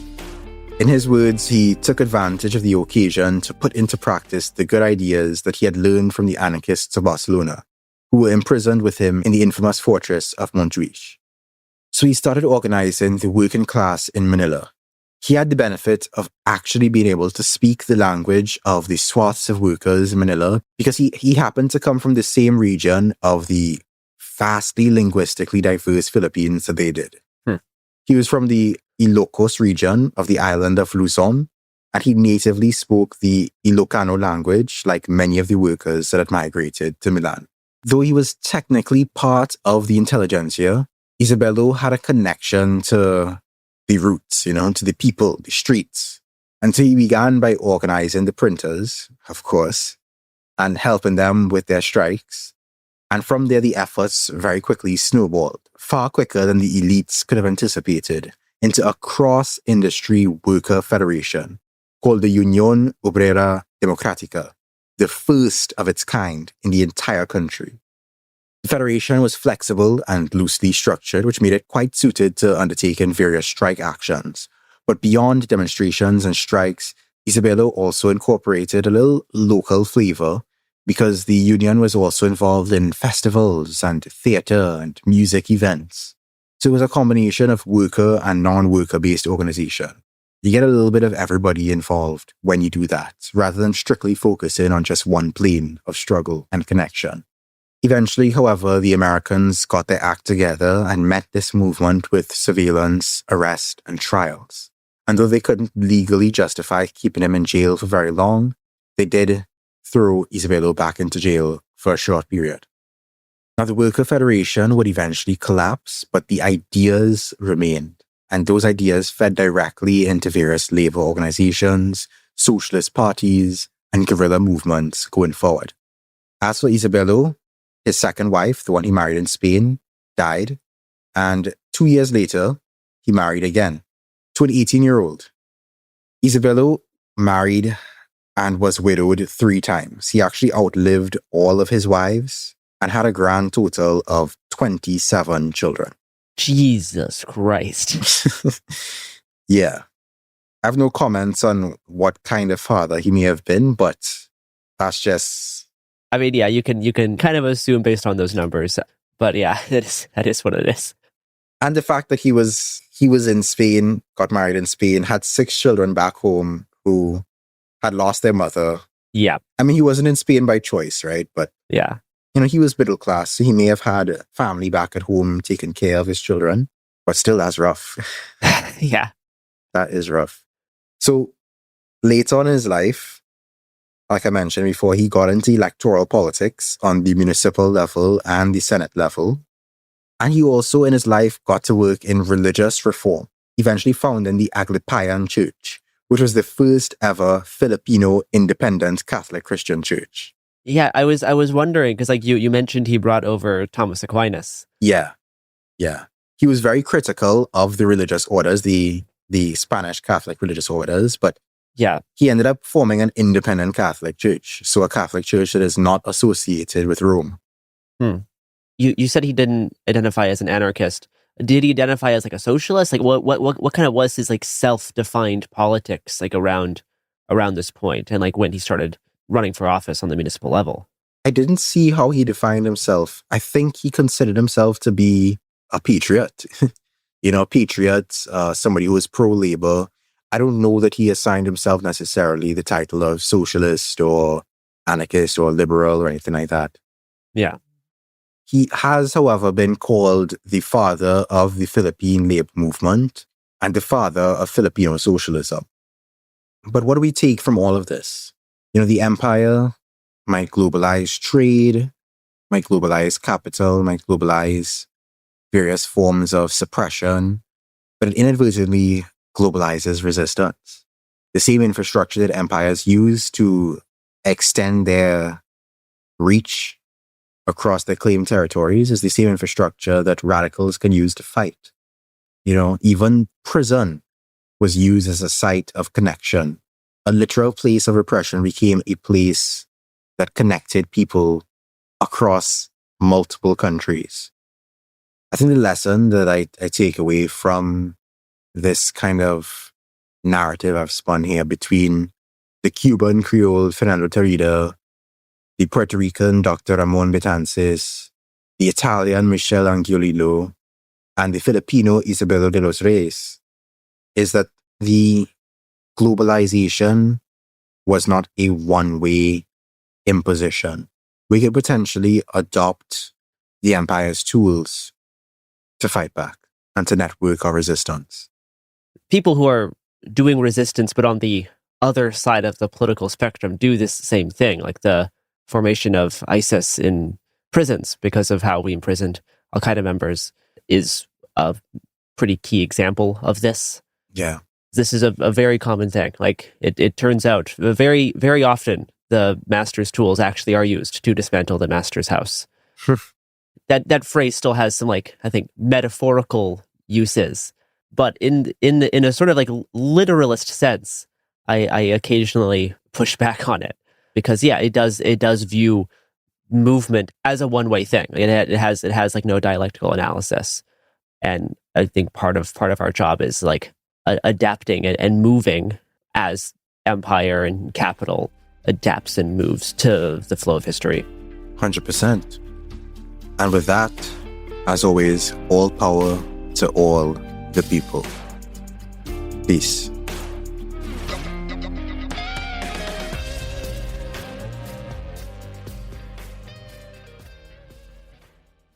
This is Jenny Garth from I Choose Me with Jenny Garth.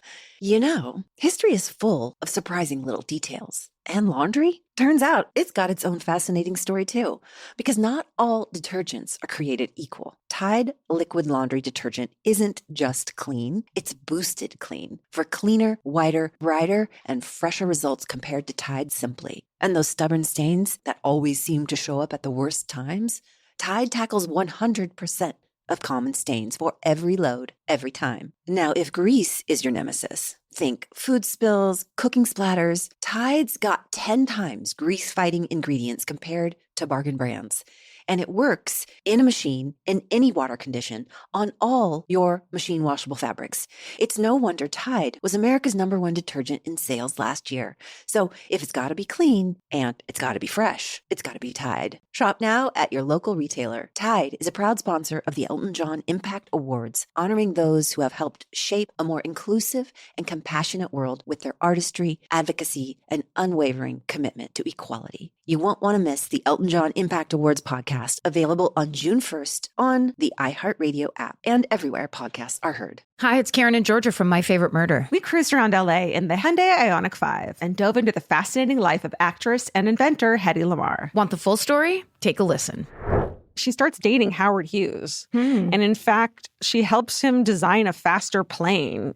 So she finds the fastest bird and the fastest fish and sketches out a drawing of what the two would look like as a plane. And that becomes the plane that we know today. And he calls her a genius. Check out our new episode spotlighting groundbreaking innovators like Hedy Lamarr and Billie Jean King. Presented by the Hyundai Ioniq 5. Goodbye.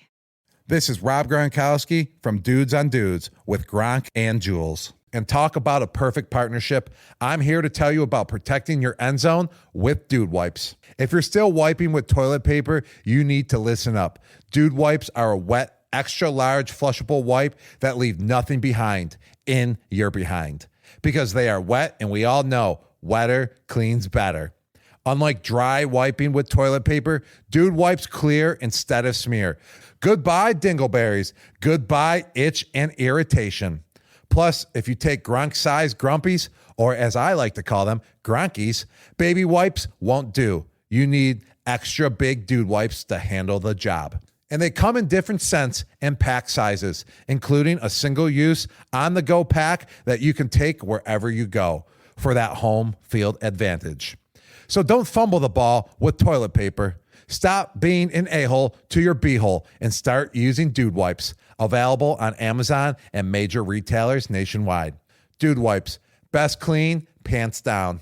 This is Ashley Canetti from the Ben and Ashley I Almost Famous podcast. You know what's become a literal nightmare lately? International travel. Why sit on a plane for 14 hours to get to Lake Como when you could be having the time of your life at Caesars Republic in beautiful Lake Tahoe? Caesars Republic Lake Tahoe has it all. Incredible dining, amazing entertainment, gaming, fun on the lake, and more. And it's right in your backyard. Caesars Republic Lake Tahoe. Book today. Hello, everyone, and welcome to It Could Happen Here. My name is Dana Al-Kurd. I'm a researcher and analyst of Arab and Palestinian politics. And today I have with me Andrew Lieber. Andrew Lieber is a non-resident scholar in the Carnegie Middle East program and an assistant professor in Tulane University's Department of Political Science and their Middle East and North Africa Studies program. His research and teaching focuses on the domestic politics and international relations of the Middle East and North Africa region, with a particular focus on Saudi Arabia. Andrew, thanks so much for joining us. Thanks for having me. So I wanted to have you on today because, well, the war in Iran, but also because I think there's been a lot of reporting, and some that's not very well sourced in mainstream media like the New York Times, about the GCC states, GCC Gulf Cooperation Council, so the Arab Gulf states, about their motivations and the actions of the Gulf states during this war. I think that there's been a lot of obfuscation for a variety of reasons. So I wanted to bring you on, given your expertise, to kind of clarify fact from fiction on some of that. We're recording May 28th, so maybe people have seen this. Trump also recently threatened to bomb Oman, who were acting as mediators initially. So yeah, I wanted to go through all the main GCC actors and get your analysis of their behavior during this war, what they want to happen when it's over. Sure, yeah, happy to do so. I think one thing that has been a little hard for people to follow maybe has been the tendency for U.S. and English language media outlets to just talk about the Gulf states or the G states or what they want from this conflict. But even heading into this war, there were already key differences among these countries. There was a diplomatic and increasingly potentially a military rift between Saudi Arabia and the neighboring United Arab Emirates. There have been past disputes between different Gulf countries as well. And even though initially the Iran war seemed like it would paper over the cracks in these divisions, in many ways it's also deepened the divides as different countries have interpreted the threats posed by Iran and by Israel and potentially even the United States in different ways. So at present, we can maybe think of three broad camps within the GCC. So there's Saudi Arabia, the largest by landmass of these countries, and to a lesser extent, Kuwait and also Qatar have taken the approach of trying to just get things back to quote unquote normal or like a new normal, supporting mediation efforts by other countries like Pakistan, and now, at least for Qatar, increasingly engaged in direct mediation to try to lock in some kind of agreement that restores flows of energy and other goods in and out of the Strait of Hormuz, the key body of water that allows things in and out of the Persian Gulf. You know, and in one direction, you've had the United Arab Emirates, which has presented itself as a kind of much more hawkish in terms of its willingness to potentially use military force against Iran or to join the United States in a military effort to open the Strait of Hormuz. In the past few days, it's been quietly walking back some of those positions, but it has tried to draw a contrast between its more assertive stance towards Iranian actions in the region and Saudi Arabia. And then in the other direction, as discussed, we have the Sultanate of Oman, which leaned much further in the other direction during the war, being the only country that criticized openly from the start both the U.S. and Israeli-led attacks on Iran and Iran's reprisals on the other side of the Gulf. Omani Foreign Minister Badr al-Busaidi went on U.S. television prior to the war to make the case that peace was still possible. Ongoing talks between the U.S. and Iran could bear fruit. That was unsuccessful as an intervention, but also Omani diplomats at various points have offered much more critical commentary of the United States, but they have likewise kind of walked that back, or at least not emphasized it as much in recent weeks. But clearly there is a narrative critical of their role that circulates in some parts of D.C., which percolated its way up into the president saying, well, if Oman is not going to cooperate with certain things, then we'll just bomb them until they do, which is not not the nicest way to ask for the cooperation of other countries in a sensitive geopolitical issue, but so it goes. Right. We're not the most effective these days, let's say. Yeah, so thank you for kind of laying that out. There are so many questions I have. I want to talk about kind of how Saudi Arabia and the United Arab Emirates, you've already mentioned, differ on this issue, but also like how their differences speak to different visions for the region, especially vis-a-vis Israel. But also just like before we get to that, there's been a lot of reporting about how Saudi Arabia is like secretly really gung-ho about the war and is encouraging the Trump administration to be more aggressive. What weight do you put on those reports? Yeah, I mean, those have been around since the start of the conflict. I'll preface this by giving a major caveat, which is that every week that goes by, we learn more about what we didn't know earlier in the war. Like, we know now that both the UAE and Saudi Arabia have carried out airstrikes on Iran at certain points, so they didn't publicize that. But I'm broadly skeptical of accounts that Saudi Arabia and specifically Crown Prince Mohammed bin Salman advocated for this war, pushed for the war. Saudi Arabia and Iran have not always had very great relations, but they nominally reestablished diplomatic ties in 2023. And generally, I think Saudi Arabia's view is they want to keep the geopolitical peace in the surrounding neighborhood because otherwise Saudi Arabia can't get the kind of foreign investment or the kind of economic partnerships it needs to generate economic growth and employ its citizen population, a major political concern. And I think even the United Arab Emirates prior to this war was not pushing for it actively.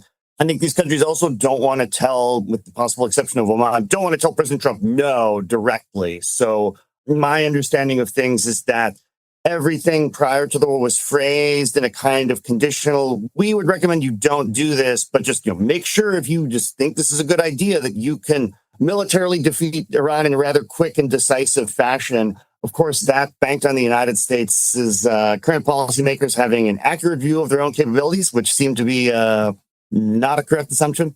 But I think that also during the war, you had a kind of a panic in different directions, like a belief that, well, I guess if the United States has gone to war, clearly they can solve this militarily, right? So I think you had some leaders, especially the United Arab Emirates, pushing the United States to finish the job, don't leave the conflict in a state where it's very clear that the United States can militarily force Iran to do certain things, but you also haven't kind of secured meaningful concessions from Iran. And that, I think, is, I guess, one thing that unites the GCC states now, again, with the possible exception of Oman, is concern about where they get left if there is any kind of deal. It's very clear that they do not have a seat at the table in terms of these negotiations. And there's certainly a lot of complaints online or in media outlets in the Gulf about that fact, but it doesn't change the reality that these are U.S.-Iran negotiations with maybe some consultation with Israel, maybe some communication with Saudi Arabia, with the UAE, but not a ton of consultation of them. And just to be clear, they've paid the brunt of the price here. And Iran has attacked civilian infrastructure and desalination plants and all those things. Yeah, no, I mean, Iran calculated, I think, well, we could attack Israel, but most of the rockets and missiles we shot down. Israel's farther away. It's harder to hit them with a larger payload, whereas you can hit a lot of infrastructure in the Gulf. It's been very clear that Iran targeted not only U.S. military bases, but also civilian infrastructure in an attempt to put a lot of economic pressure on these countries, especially the UAE. And even countries that had sought to mediate between the conflict or had been more openly critical of any U.S. military adventurism, like Qatar, basically have their entire economy frozen right now because they can get very little of the liquid natural gas they produce in or out. Same thing with Kuwait, same thing with Bahrain. One interesting, maybe unintended consequence of this, though, is that some of the Gulf states are doing better than others economically from this. Saudi Arabia and the UAE have made up, a significant portion of the ground lost from lost oil exports because they can export some oil over land. And Oman is exporting about as much oil as before, but at a much higher price. So economically, are even doing perhaps better. But yeah, these are the countries that have primarily paid the price in direct terms. And then by extension, every country that relies on their energy supplies is also paying the price in terms of higher costs for cooking gas, diesel, fertilizer, and so on. Right.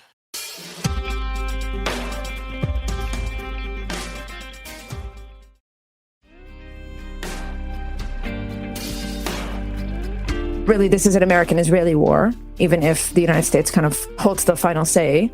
But, recently on social media and in a number of repeated statements, President Trump himself and his administration have talked about the Abraham Accords and normalization with Israel, tying it into possible outcomes for this war. How do you explain that? I'm sure your audience is familiar with the Abraham Accords, but the diplomatic normalization between the UAE, Bahrain, and some other countries and Israel back in 2020.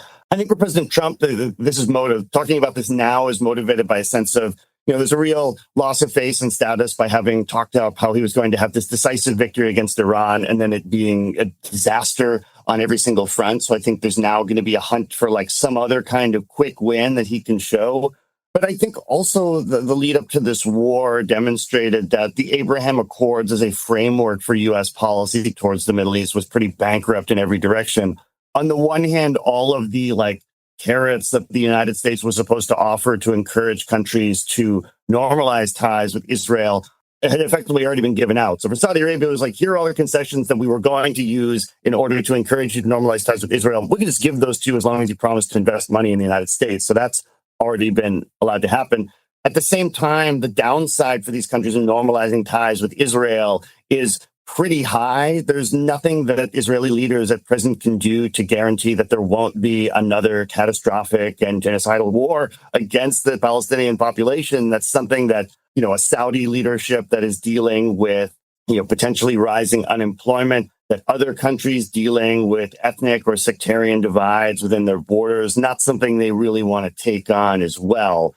And I think that the war has kind of created divergent perceptions of Israel as well. I think for countries like Saudi Arabia and especially Oman, there's a view of Israel, even for a newer generation of leadership like Mohammed bin Salman, who were not particularly opposed to a greater role for Israel in the region, greater ties with Israel, are just now concerned about Israel as a chaotic and unreliable partner in the region that will throw the security interests of its allies to the wind, at a moment's notice.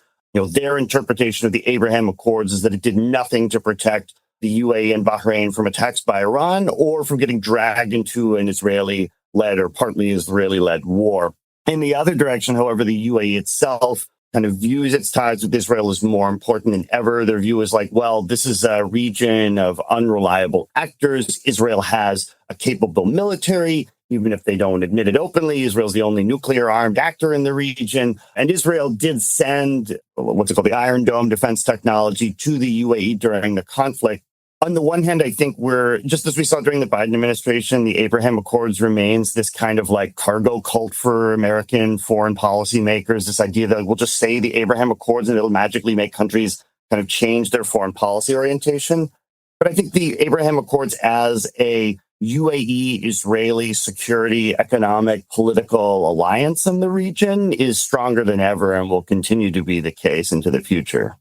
But that Saudi Arabia will not participate in the way that the Trump administration assumes.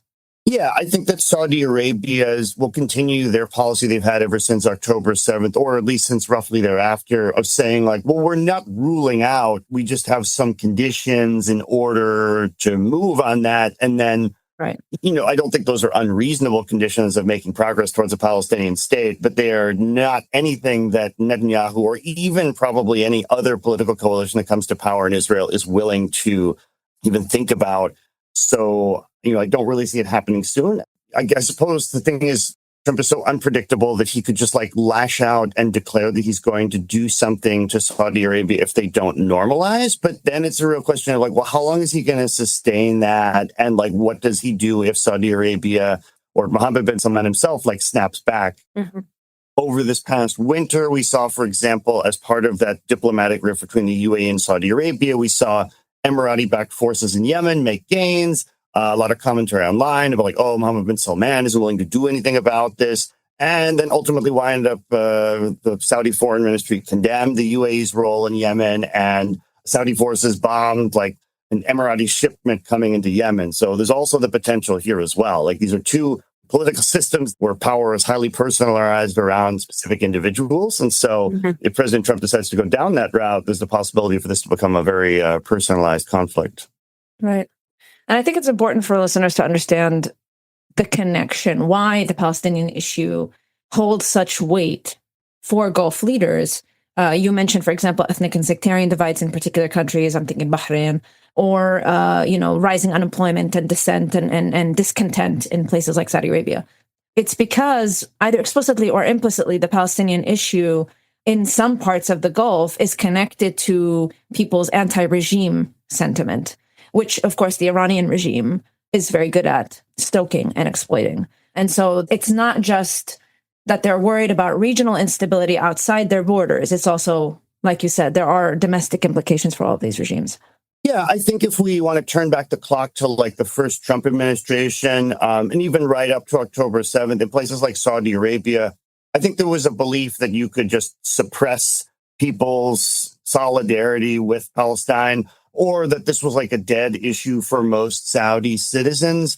But what kind of October 7th showed or changed was that sentiment had really never gone away as much as it had seemed. And also that there's now an entirely new generation that has seen the atrocities perpetrated in Gaza over the past few years, that is now well aware of everything that has been done. And this is not something you can hide from people or pretend that it will go away. And it's even harder to do so if people aren't seeing kind of rapid economic gains in their own lives. So it becomes yet another thing that, yeah, if you wanted to fault Saudi leaders for kind of weakness in the international stage, if you wanted to fault them for not demonstrating political courage, that could be a cudgel to use against them. So inside Saudi Arabia, the one consistent thing over the past 5, 6, 7 years is the complete suppression of talking about the Palestinian issue, because political authorities are so worried that if people start talking about one political issue, maybe they start linking it to other concerns.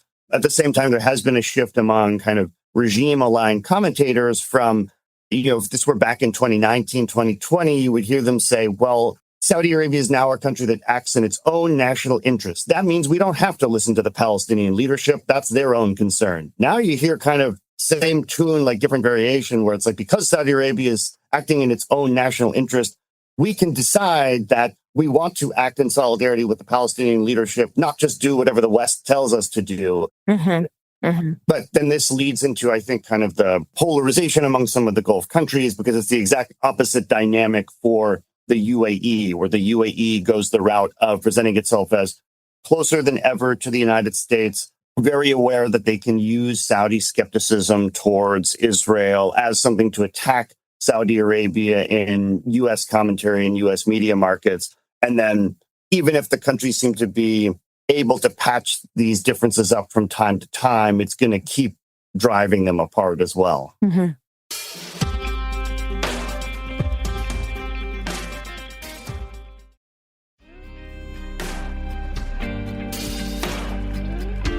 I mean, correct me if I'm wrong, but during the first Trump administration, the propaganda around Palestinians emerging from the UAE was extremely vehement, let's say. Like, there was so much rhetoric coming out of UAE, like government officials and associated influencers and things like that, that was attempting to kind of change the image of the Palestinian to an Arab audience. And even though you're right that they are clinging more than ever to the Abraham Accords, again, correct me if I'm wrong, but it seems to me that like they can't do that as much anymore.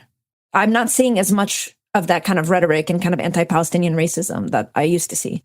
Yeah, and it used to be that, you could walk this, like, I don't want to call it a fine line, but you could play this game. I'm more familiar with this in the Saudi case, but the rhetoric would go, of course, Saudi Arabia stands with the Saudi issue, but the Palestinian leadership, they would basically adopt the same tropes we were familiar with in the United States. Like the Palestinian leadership never miss an opportunity to miss an opportunity, or they would just do a direct translation of that. Yeah.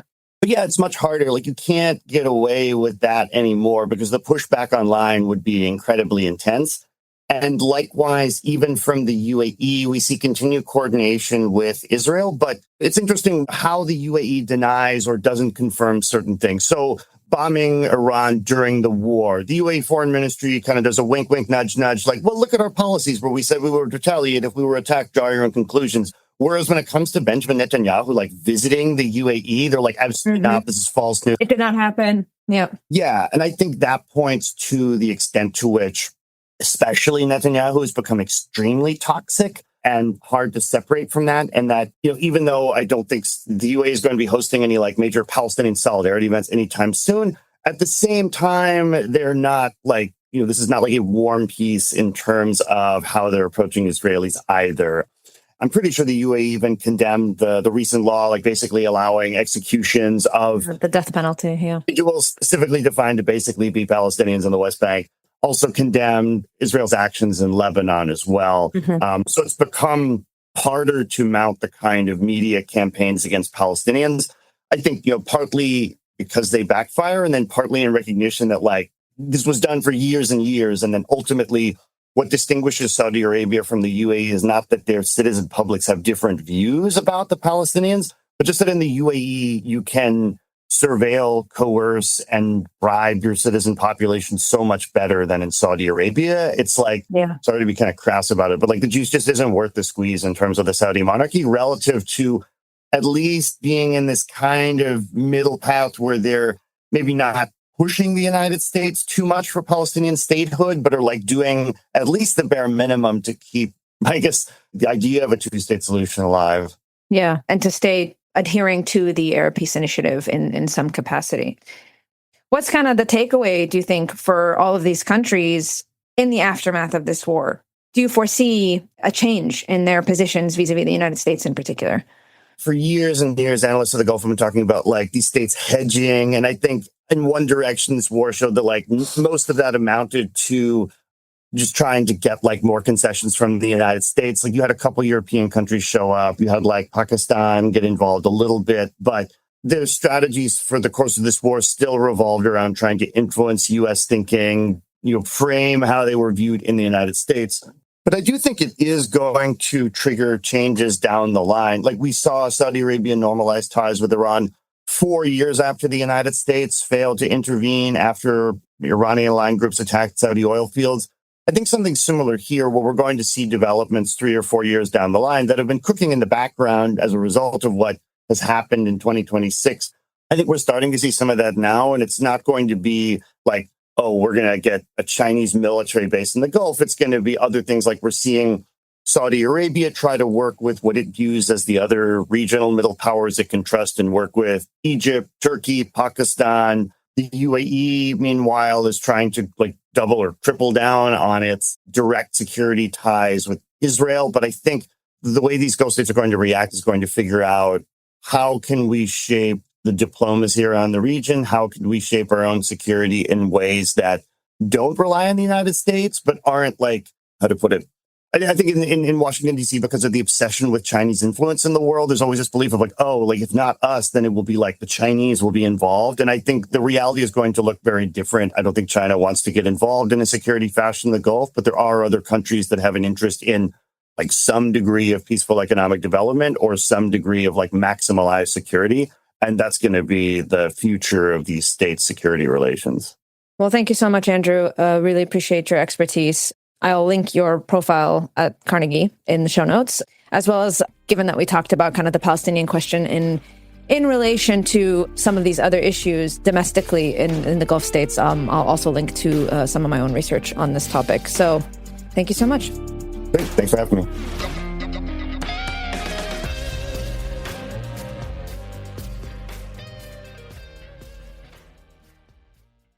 This is Jenny Garth from I Choose Me with Jenny Garth.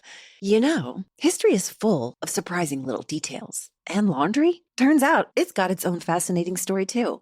Because not all detergents are created equal. Tide liquid laundry detergent isn't just clean, it's boosted clean. For cleaner, whiter, brighter, and fresher results compared to Tide Simply. And those stubborn stains that always seem to show up at the worst times? Tide tackles 100% of common stains for every load, every time. Now, if grease is your nemesis, think food spills, cooking splatters. Tide's got 10 times grease-fighting ingredients compared to bargain brands. And it works in a machine, in any water condition, on all your machine washable fabrics. It's no wonder Tide was America's #1 detergent in sales last year. So if it's got to be clean and it's got to be fresh, it's got to be Tide. Shop now at your local retailer. Tide is a proud sponsor of the Elton John Impact Awards, honoring those who have helped shape a more inclusive and compassionate world with their artistry, advocacy, and unwavering commitment to equality. You won't want to miss the Elton John Impact Awards podcast, available on June 1st on the iHeartRadio app and everywhere podcasts are heard. Hi, it's Karen and Georgia from My Favorite Murder. We cruised around LA in the Hyundai Ioniq 5 and dove into the fascinating life of actress and inventor Hedy Lamarr. Want the full story? Take a listen. She starts dating Howard Hughes. And in fact, she helps him design a faster plane. So she finds the fastest bird and the fastest fish and sketches out a drawing of what the two would look like as a plane. And that becomes the plane that we know today. And he calls her a genius. Check out our new episode spotlighting groundbreaking innovators like Hedy Lamarr and Billie Jean King. Presented by the Hyundai Ioniq 5. Goodbye. This is Julian Edelman from Games with Names. As a fellow dude, do you ever get that not so fresh feeling in your butt? That's because you're probably using the dry stuff to wipe. Wet, extra large, flushable dude wipes get what toilet paper leaves behind in your behind. You wouldn't clean the tail end of your truck with dry paper towels. So why would you wipe with dry toilet paper? Wetter just cleans better. With dude wipes, there are no more dingleberries, no more itch and irritation, just a deep, down the seam, confident clean. Plus, unlike baby wipes, dude wipes are extra big for adult hands. You're not a baby, so keep them on hand so you get nothing on your hands. And speaking of on hand, dude wipes come in different scents and pack sizes, including a single-use, on-the-go pack that you can take anywhere for that home field advantage. Stop being an a-hole to your b-hole. Drop the toilet paper. Available on Amazon and major retailers nationwide. Dude wipes, best clean, pants down. This is Ashley Canetti from the Ben and Ashley I Almost Famous podcast. You know what's become a literal nightmare lately? International travel. Why sit on a plane for 14 hours to get to Lake Como when you could be having the time of your life at Caesars Republic in beautiful Lake Tahoe? Caesars Republic Lake Tahoe has it all. Incredible dining, amazing entertainment, gaming, fun on the lake, and more. And it's right in your backyard. Caesars Republic Lake Tahoe. Book today. Garrison thinks. That's good. That's good. If we were brave, Yeah, well, new Halloween costume unlocked. That's not happening. Howard. This is It Could Happen Here, Executive Disorder, our weekly newscast covering what's happening in the White House, the crumbling world, and what it means for you. I'm Garrison Davis. Today I'm joined by Mia Wong, James Stout, and Robert Evans. Ew. This episode we're covering the week of June 3rd to June 10th. James, some small news items to start? Yeah, many small things this week. Some new details have emerged about the Santa Rosa Island fire. If you remember, the fire was started by a mariner. At first, it was reported that the mariner had started the fire by firing distress flares. It now appears that the mariner's engine caught fire, starting to fire. Oh. Then he fired distress flares. But there's more. Okay. How many fires did this guy have involved in his boating trip? Well, he ran into the island next door a week before. Okay. Oh, boy. And was towed by Coast Guard to their harbor, where they found that he didn't have a number of items that you have to have on his boat for safety equipment reasons, right? So they impounded his boat for 6 days until a Good Samaritan donated those items. He then left the harbor and crashed into the next island. I think that Good Samaritan made a mistake. I think we can agree. This is not the man to help. Yeah. I think doing anything to enable this man to float on the seven seas. He should not be in the sea. Yeah. This guy listened to too much Jimmy Buffett. Yeah. Unfortunately, this seems to be one of those situations. He bought the boat for $1.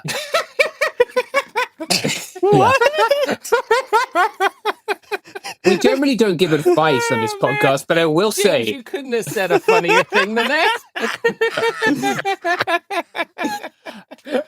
It's not uncommon in Southern California for people to buy boats in order to find a cheaper place to live. Yes, of course. Things like slip fees, registration. People don't realize these things add up. I've worked on some old diesel engines on these boats. They're not particularly straight. I'm not a great diesel mechanic to begin with, but they're not particularly straightforward. And this results in what I think we have seen here, which is a delta between confidence and ability on the seven seas. This isn't a boat that one should be sailing alone, much less so if they only bought it a couple of years ago for a single American dollar. No. Unfortunately, it did destroy a large grove of Torrey pine, which only exists there and here. So yeah, I know. Be careful out there, would-be pirates. Moving on now. ICE has reported its 19th in custody death this year with correctional centers. Georgia, continuing to set all the worst records. A court has vacated the president's $100,000 H-1B visa tax. Case is brought by California et al., but it's more than a dozen states that will be impacted by the tax. This is a good one. Gregory Bovino appears to be eyeing a run at the presidency. Sure. This is interesting. So he launched an exploratory website. Yeah, why not? Why fuck it? Like, his website, Bovino2028.com. The campaign appears to have originated from Jacob Engels. Engels is a right wing. He's kind of Roger Stone protege. They broke ways. Engels appears to have been charged with methamphetamine possession earlier this year. Oh, wow. It was Engels who was first posting this House Bovino 2028 thing in Bovino's replies, and Engels now is listed on Bovino2028.com. Oh, God. In this House Bovino thing, he watched too much Game of Thrones, right? That's why he's saying that? I think so. Because I looked into it, and that's as far as I can tell, it's him trying to do like a nightly, like we're the new nightly order. I mean, it's part of his SS cosplay, is how I kind of interpreted it. Because he clearly is obsessed with the fucking Schutzstaffel, and they were like a nightly order, and I get those vibes from Greg. Yeah, like if you look at the website, right, like you could he's prominently featured wearing his now infamous greatcoat, trench coat, whatever you want to call that. Big fucking coat, yes. I don't know if Bovino, maybe he's just trying to run this as far as it'll go, right? He just lost his job. So maybe he's looking for like something new to do. Oh, sure. Like, I'm not sure how serious Bovino is with this. I do think he's definitely trying to continue to, I guess, influence the national discussion, I guess. Well, in the internet, I mean, he's hanging out with the fucking Martin Sellner over in Portugal. Yeah. Like, he's hanging out with straight up like Christchurch mass shooting affiliated Nazis, you know? Yep. Yeah. Like, he's going for it. Everyone should just scroll down to the Our Founders section of this website. Okay, hold up. Before we do that, this link has now appeared in our group chat. Yeah. That is the most Nazi-ass just profile picture thing I have seen in a long time. It's like a Wolfenstein. Very Wolfenstein. Aesthetic. Yeah, right? But like in the same way that like they're also clearly aping from like communist aesthetics, like the red background, the way he's kind of framed is this like weird. Yeah, is it kind of West German? I would almost say it's like generic propaganda now, which is sort of like a mix of like West German, USSR, East German, like USSR, like the use of red, the use of the olive branches, the sun rays coming from his body, the oak leaf. Yeah, it's just kind of like generic propaganda. House Bovino, men fight back. It's an AI generated image, right? So it is based on the way the text is formed. It does appear to be an AI generated. It looks image. AI. Yeah, it's not properly framed, right? The framing on the left and right is thicker than the framing at the top. There is no framing at the bottom. Like, this is amateur hour shit.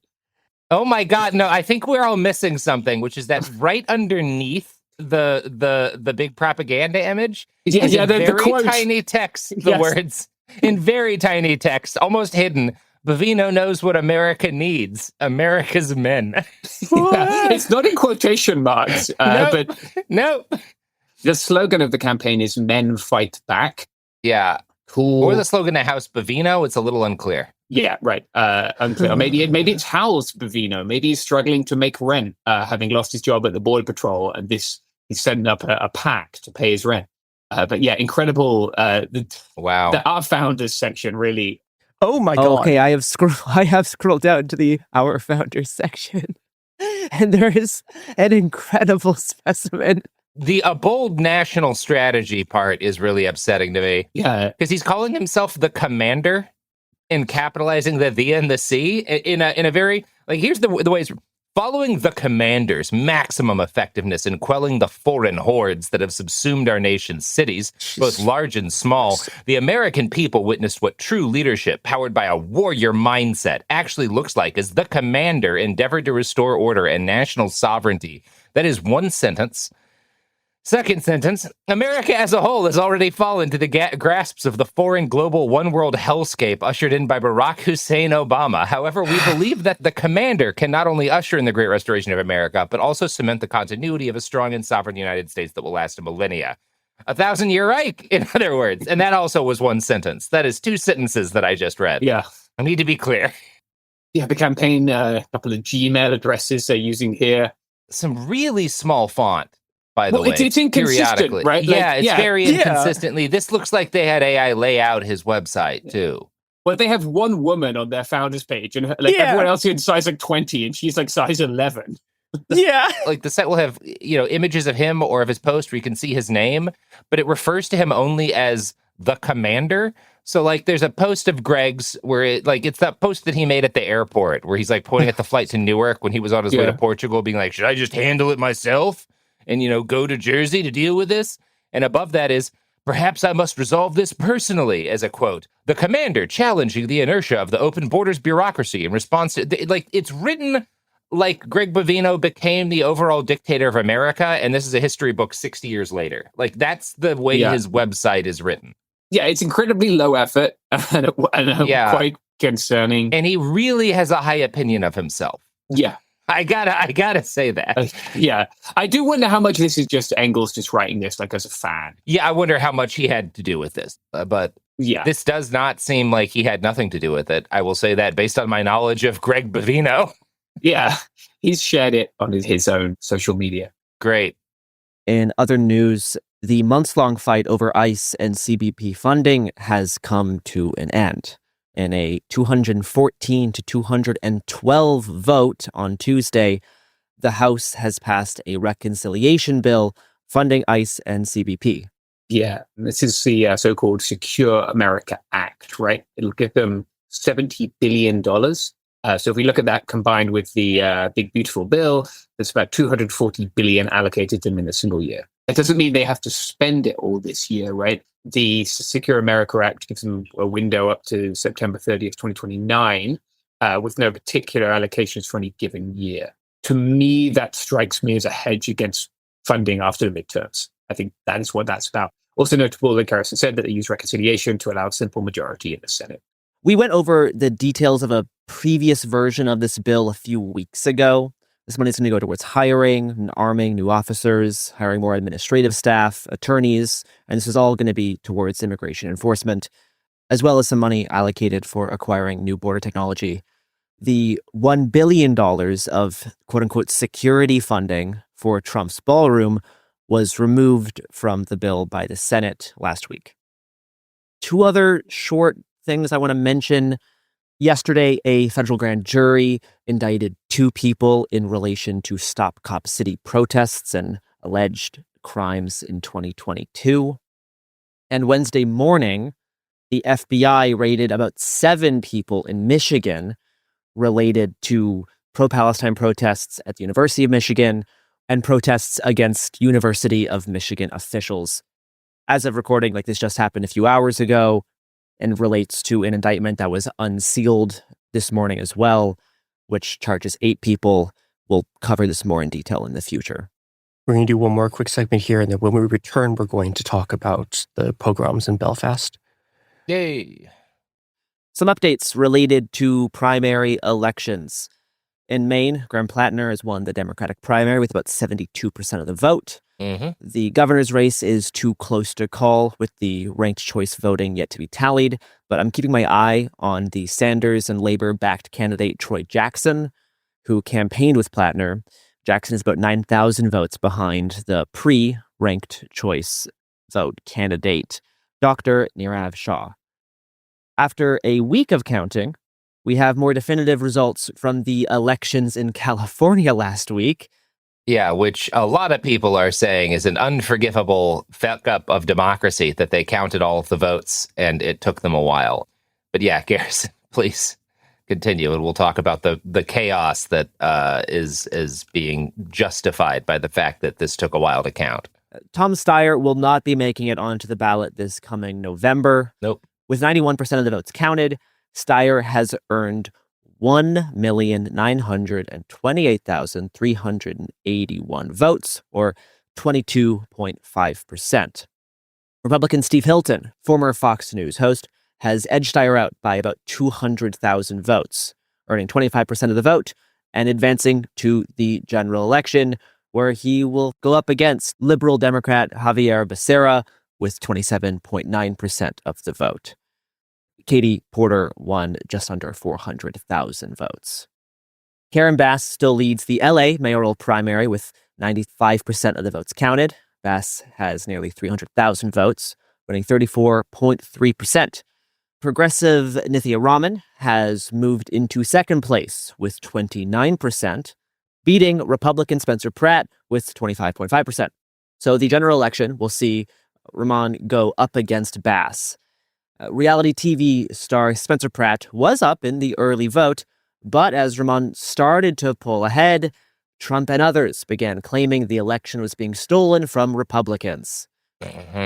Pratt has insinuated that Raman's lead came from LA's homeless population, and Musk wrote that, quote, "The level of fraud here is mind-blowing." Yeah. Also, homeless people can vote. Like, Yes. what? Yeah. Provided they are U.S. citizens. Yeah. Yes. It's all lies. Yeah. I mean, and a lot of what's being reported in the Washington Post is straight up lies. Yeah. Like, they just published an article today that includes this line.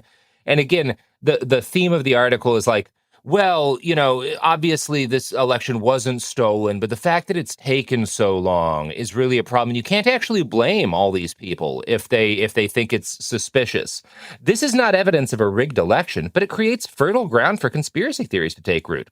It didn't help that Raman tearfully conceded last Tuesday, but it's irresponsible for Pratt to intimate on social media that the race is being stolen. She didn't tearfully concede. That did not happen. That never happened. The Washington Post lied. Like, that's just in a Post article. Yeah. That's just a lie by the Washington Post. Like, an intentional lie, I would argue. Incredible. I guess to just go into this so people understand, like I've written for broadsheet newspapers, several people, this is not one person fucking up, right? This is an institutional fuck up. This was a choice. Yeah. It was a choice to get this wrong. The person whose name is on the byline wrote that, yes. An editor then edited it. A copy editor then edited it. And then somebody laid it out for the website. Yep. And you know this, if you're listening and you work for the Post, you know this. Yeah. You know that your editors, your bosses, and your colleagues chose to lie and are choosing to continue to lie and spread lies through their publication. You're aware of this if you work there still. Anyway. I know. Benny Johnson, Tim Pool, or Ingram and Sean Hannity all alleged that Democrats stole the election, and Trump has continued to make claims that the election was rigged. Quote, "Here we go with the very late and massive numbers of mail-in ballots." Yeah, no shit. Truthed. Sorry. Yeah, man. It's convenient. Yeah. Just eternal 2020. Trump truthed earlier this week, quote, "Not possible for Spencer Pratt to have lost the LA runoffs after the big lead he had. Third world nation," unquote. Does he understand what the word nation means? No. Okay. I don't think. Based on these truths, I don't think he understands how election works, obviously. Or he does, and he's just saying what he needs to say here. Notably, on Sunday, Trump stormed out of an interview on Meet the Press when asked if he had any evidence of quote-unquote cheating in California. The election was rigged. It was a dirty election. And it's happening again right now in California. Presented evidence. It's happening right now in California. Right now, it's look at what's happening in California. To that? It's the 4 Republicans days. are doing well in California.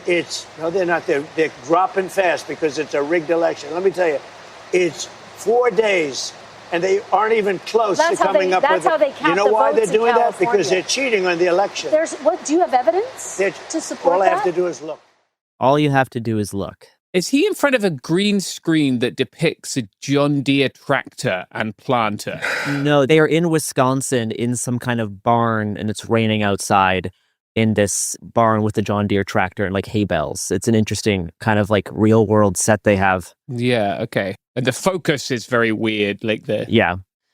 Trump later called vote counting in California, quote unquote, crooked, just like how the press is crooked. Quote, "You're either crooked or you're stupid. You know that these elections are rigged. Your network knows that they're rigged." We're like a third world country. Your elections are crooked, and you're crooked, and Meet the Press is crooked, and so is ABC, and CBS, and CNN. But Mr. President, you're one-sided crooked networks. All right, let's call it quits, because I've had enough. Thank you, darling. Have a good time. Mr. President, let's please. I traveled all the way to Wisconsin. God, that's embarrassing. Yeah. Just be mean to him. Be rude. Yell at him. Call him a fucking liar. Yeah. Scream at him. Stop doing this bullshit. Like, I'm sorry. I have no sympathy for that. Like, people booed him during the national anthem at a Knicks game. You can fucking do this. Scream at him. Call him a piece of shit. Yeah, like... You know? You're not getting anything out of just letting him talk. Call him a liar. Shout over him. Yeah. Stop pretending. Agreed. Yeah. Fucking cowards. I'm sorry. And yeah, Mia, you're right. I think we should definitely pay attention to the fact that Trump did cause the Knicks to lose that game. Oh, yeah, He did. Like, and honestly, that's what I like about him, because it continues Okay, James all right. Jolin's So- streak of... House Speaker Mike Johnson was asked about these claims on Monday and said that the vote counting in California, quote unquote, stinks to high heaven, and that the schemes are so, quote unquote, diabolical that it's impossible to prove election rigging. The president keeps saying that there's election fraud in the California mayoral race. What evidence is there to prove that? You tell me, Manu. They are counting votes weeks after the election. We have entire nations with huge populations, like India, that can count their votes in 24 to 48 You're saying hours. it's rigged like the president? I'm not saying it's rigged. I'm saying it stinks to high heaven, and everybody knows that. Let's remove the appearance of impropriety. Let's have what a concept. Let's have votes on an election the day of the election. That's what many states are able to do. I think California is playing around with this. But what evidence is there to prove that there was rigged? Look, some of these efforts are so diabolical and so far upstream it is impossible to prove. But I think everybody knows instinctively something is wrong here. So this is, I think, very clearly a preview of what's to come in the midterm elections. Oh, yeah, for sure. And they are kind of laying this out here. It's, of course, impossible to prove, but we all know that it's wrong. Yeah. This is going to be every election for the rest of my life. Yeah. Yep. But there's going to be anything that happens that does not meet the increasingly fanciful version of reality they have to believe. Yeah. Right? It's not just elections. It's literally any fact that, like, is inconvenient. It's any storm that shouldn't have happened based on when they think a storm should happen. Right? Yeah. This is just life now. Yeah, it's necessary to like create the version of reality that they're existing in. Yeah. We're going to go on break and then discuss the pogroms in Northern Ireland.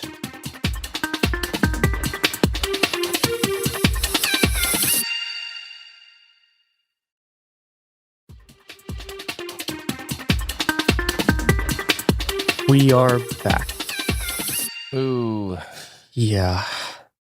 On Tuesday, July 9th, this is the day before we are recording this, which is important because we don't know how events are going to proceed from here when you're listening to it.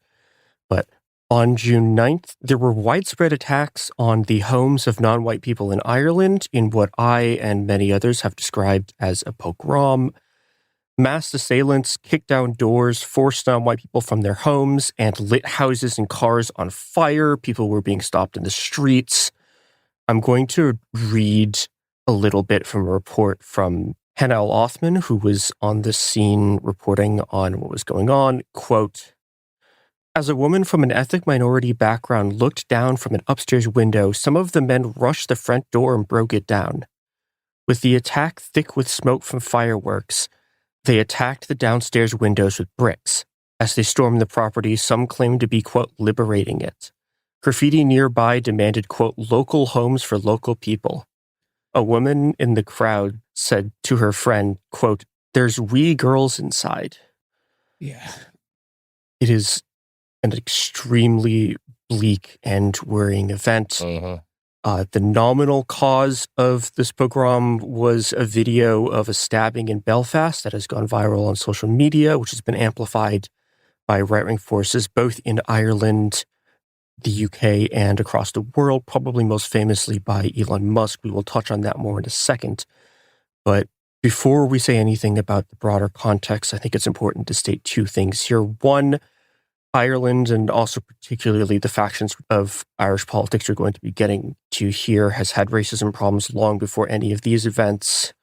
Famously, if you want to look at the most immediate stuff in the recent past, exactly 1 year ago today in Northern Ireland, there was a smaller race riot.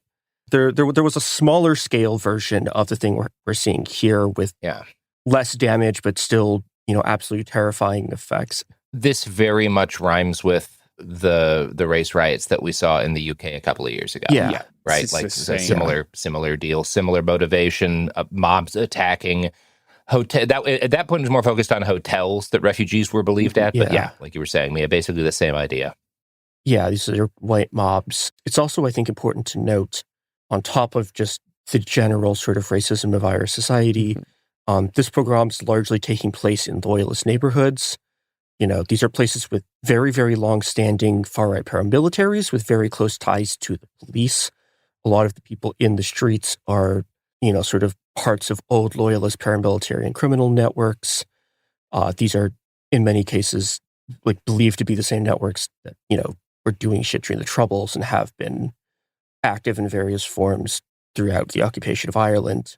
End Deportation's Belfast notes that leaked emails from police after the 2025 riots, they're from the riots themselves. They said, quote, "It is important for you to understand our expectations. Unless there is an obvious Article 2 issue, we do not expect you to expose yourself to significant unnecessary risk."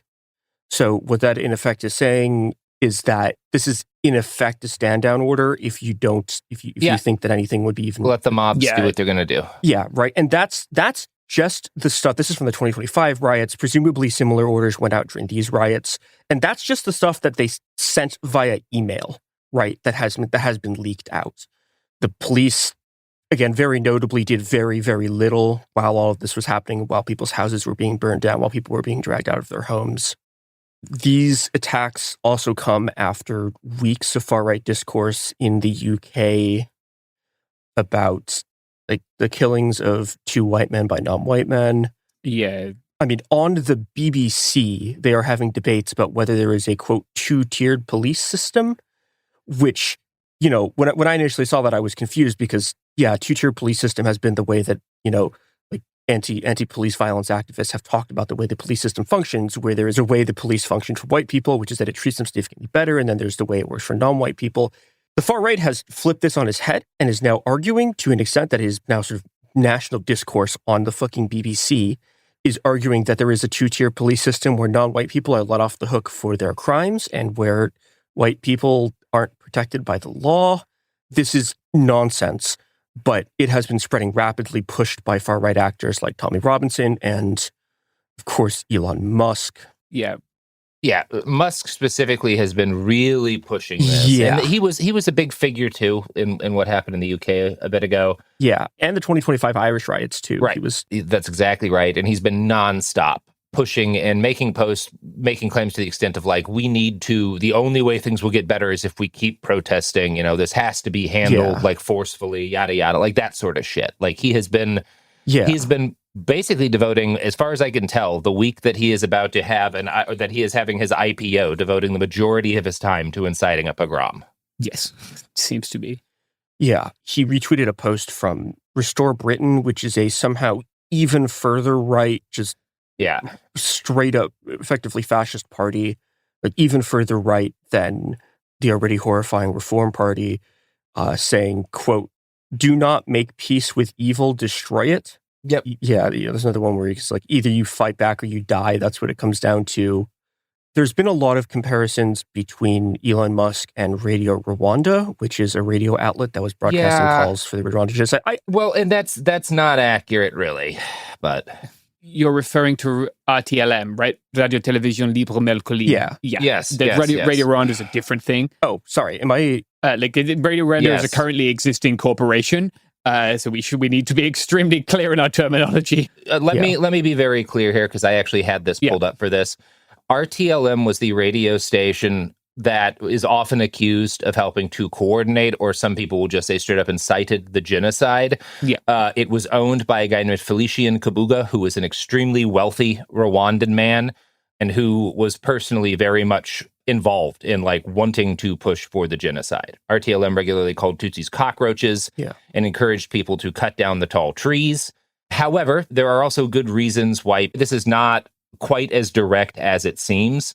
RTLM did not coordinate attacks. They did not plan specific actions. And analysis in the modern day has shown that a lot of the worst massacres, in fact, the majority of the worst massacres did not have any direct relation to RTLM. Now, RTLM's propaganda and broadcasts played a role in the genocide and incited and continued to escalate the violence, but it's not exactly... I would argue it looks like, and we don't have perfect analysis of what's just happened in Northern Ireland, so maybe this will prove to be wrong. It looks like what Musk is doing has more of a direct causative effect. But that's also not clear to me at the moment. Yeah. My estimation so far, but again, this is changing. My estimation so far is that I think it is actually closer to it, in that I think even if Musk isn't there, something like this happens. Sure. Because I think a lot of this is mobilization through very local Irish political forces and these sort of unionist networks. But it's also really difficult to say, just because all of those networks have been heavily influenced by Musk's X in the last few years too. So it's, I don't know how you want to. Well, and it's feeding off of a decade of intensifying anti-immigrant sentiment across the UK. Right. Including Ireland and Northern Ireland. And this is also something that people will point out when you're talking about Rwanda and RTLM, which is that as much blame as you want to give RTLM and some of these other media organizations that unquestionably had some role in motivating and fueling what happened. I mean, the root of the Rwandan genocide comes from the period of colonialism, when the Tutsis were a favored group of people within the country, which is what started a lot of these underlying hatreds, right? Is the way in which the colonial power played these different groups off of each other. So anyway, whatever. As is always the case, it's always going to be deeper than some guy has a media outlet, right? But that doesn't mean the media outlet is not involved in what's happening. It was the same in Rwanda, right? We had the Interahamwe, they existed, and they existed distinct from RTLM, but the environment that allowed those two things to happen, nothing's monocausal. People want to do this in history. No, and it's the difficult thing of both. It's very important to point out when something like this rhymes with something that happened in a genocide that killed 1 million people. And also, the more you learn about stuff like this, when people make those comparisons, the more learned people are like, well, that's not quite right. Actually, it was a little different, The Genocide Memorial Museum in Kigali is the most moving museum I've visited in my life. It's incredible. If you have the chance, everyone should go. We need to do more in Bastards on Rwanda, but anyway. Wonderful country. The one thing I also want to mention sort of in closing here is that, again, part of the reason this is happening, part of the reason it's been a lot of, these unionist networks, part of the reason it's happening the way that it is that this is a very, very old white supremacist project going back, through the British occupation of Ireland, right? And it's a project that's been aligned with the Rwandans were once British in the sense of this is carrying on the sort of long imperial British tradition as the world, one of the world's largest and most bloody and ruthless white supremacist organizations. We talked about this in the meeting we were having beforehand, but loyalists in Northern Ireland have regularly made a habit of, particularly in the 70s and 80s, displaying Rhodesia flags. In the 90s, apartheid South Africa flags. It's very common to find Confederate flags, partly as a direct response to the internationalism of republicanism. They just decided to align with the worst people on the planet. There'll be another episode up on this Monday that goes into more detail, and we'll have more information as it comes out. This is, again, a rapidly changing situation. There might be more by the time you hear it. Days of this. It's possible that the police will crack down harder because there's been some pressure put on them by basically every government involved in this. But we just simply don't know that at this time. And Yeah, it is a absolutely horrifying day. Yeah, pretty horrible to see. Let's do immigration in the US now, another country where things are going great. So a judge has ruled that the Trump administration's broad restrictions on asylum and work permit, these were issued after the shooting of 2 National Guards people in D.C., are unlawful. To quote from the court order here, more than 6 months ago, the United States Citizenship and Immigration Services enacted a series of policies that threw the lives of countless immigrants living in the United States into indeterminate legal limbo. The agency announced that it would be placing an indefinite pause on the adjudication of immigration benefit requests from individuals from 39 African, Asian, Latin American, and Middle Eastern countries. Since then, individuals from these countries have been categorically barred from receiving final decisions on, among other things, their asylum, work permit, green card, and citizenship application. And USCIS's hold on adjudications cannot be attributed to anything that these individuals did wrong. Rather, it arises solely by the happenstance of their birth. And then I found this interesting in the court documents here. In ruling on these motions, the court is reminded of a line often repeated in discussions around immigration policy. If people wish to immigrate to the United States, they ought to follow the law and do things the right way. This case serves as a perfect example of immigrants doing just that. They went on to say that the USCIS had used what they called pretextual concerns of national security that mask anti-immigrant sentiment that is forbidden from letting influence its decision-making. In legal terms, that means that USCIS's actions were contrary to law, arbitrary, and capricious. There's a fairly emphatic court response, right? This will affect a great deal of people. This has left a great deal of people in limbo, right? Most famously, I guess there were people who were at the stage of their naturalization where they take the oath to become American citizens, right? The very final step. It is obviously a formality. You've passed the background checks, done the interviews, et cetera, but it's still a necessary step. Without doing it, you do not become a citizen. And those people had been delayed and unable to do that. They will be able to proceed with that. Other people will be able to proceed with their process with the caveat that USCIS, as we have reported before in the show, is heavily focused on denaturalization. And it might be very hard for them to actually make that progress and get USCIS to move on stuff. Talking of denaturalization, the DOJ has begun proceedings against 17 people. These people are either accused or convicted of serious crimes. What it seems that in most cases, people have been adjudicated to have committed crimes. In some cases, they pled guilty to crimes after they naturalized, but that they were doing before they naturalized. And what they are arguing here, the DOJ is arguing, is that therefore they lied when they were naturalized because they were asked if they had committed any crimes for which they had not been arrested. So by not confessing to those crimes in their interview, they were therefore lying. They were lying on the form. Yes, on the form or in the interview or both. And therefore, that is why they are trying to denaturalize them. This is a large denaturalization. 17 people is a lot. A couple of them also are alleged to have applied for immigration benefits under multiple different identities.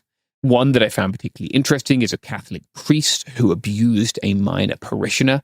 It's just interesting because it's interesting to see them going there. I'll follow these and kind of keep tabs on how these progress, but that they have been ramping up denaturalizations. We are beginning to see them kind of reaping what the USCIS has been doing since the Trump administration fundamentally turned that agency around and pointed it at denaturalization.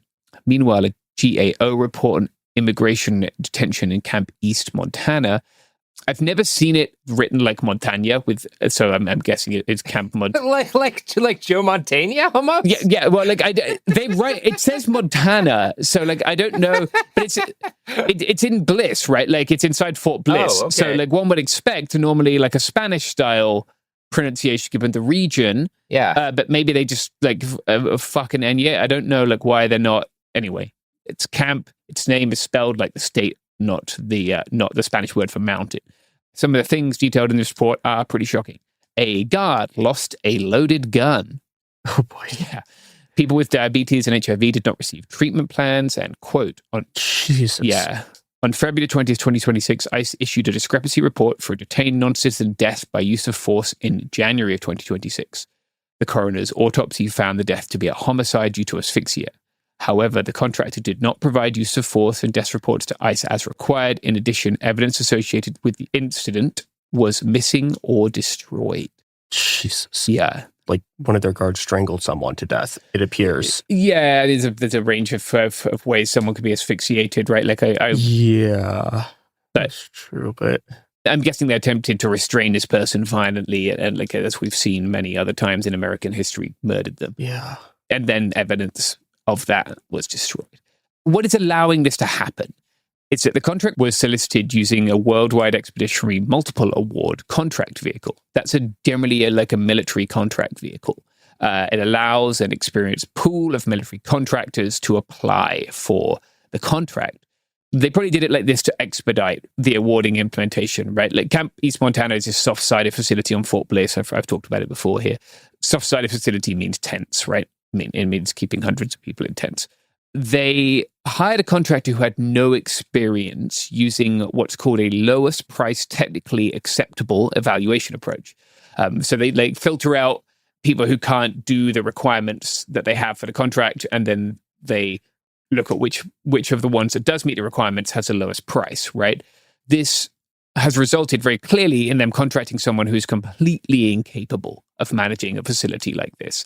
And even among ICE facilities, this one appears to be particularly heinous. And this has resulted in very, very predictable and easily foreseen human tragedies, right? They are capable of doing better than this. Conditions were very bad at Bliss for Afghan people, right, who came here after the withdrawal from Afghanistan. I wrote about that for The Nation. You can look it up. I interviewed someone who was there. But this is even worse. Rather than learning from that, they've just gone deeper. This has resulted in at least one person being killed. It's pretty horrific. Let's go on break, and then we will return for some stories about trans healthcare and war with Iran.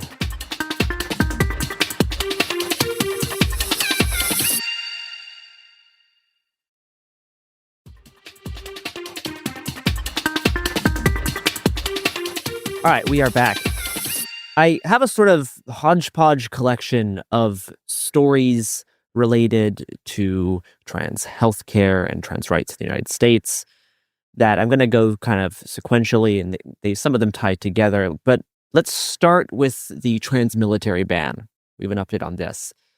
A federal appeals court has at least temporarily blocked the Pentagon from expelling transgender members of the military, though trans people may be barred from enlisting. So this is kind of sort of like a new form of don't ask, don't tell in a way.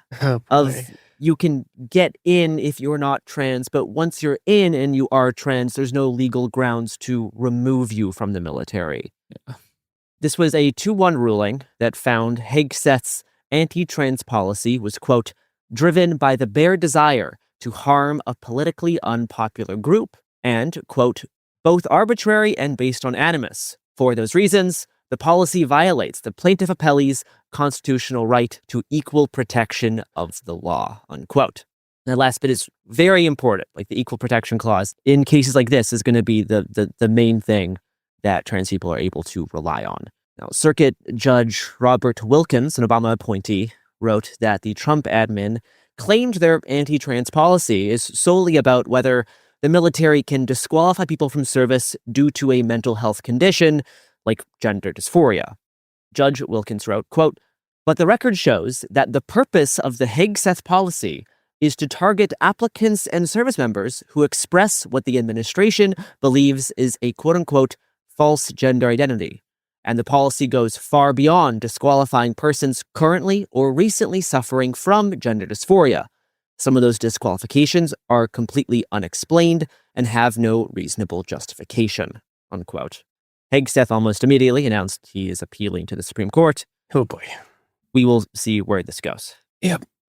Last month, the DOJ announced a settlement with the Texas Children's Hospital as part of an ongoing national investigation into violations of federal law for providing gender-affirming care to minors. The Texas Children's Hospital has entered into agreements with both the DOJ and the Texas Attorney General, Ken Paxton, that includes a commitment to not perform, quote-unquote, sex-rejecting procedures on minors, which the DOJ says includes puberty blockers and cross-sex hormones. This is a new term that they're really rolling out. It's sex rejecting procedures. That's you're going to see this a lot more in these next few weeks to months. Yeah.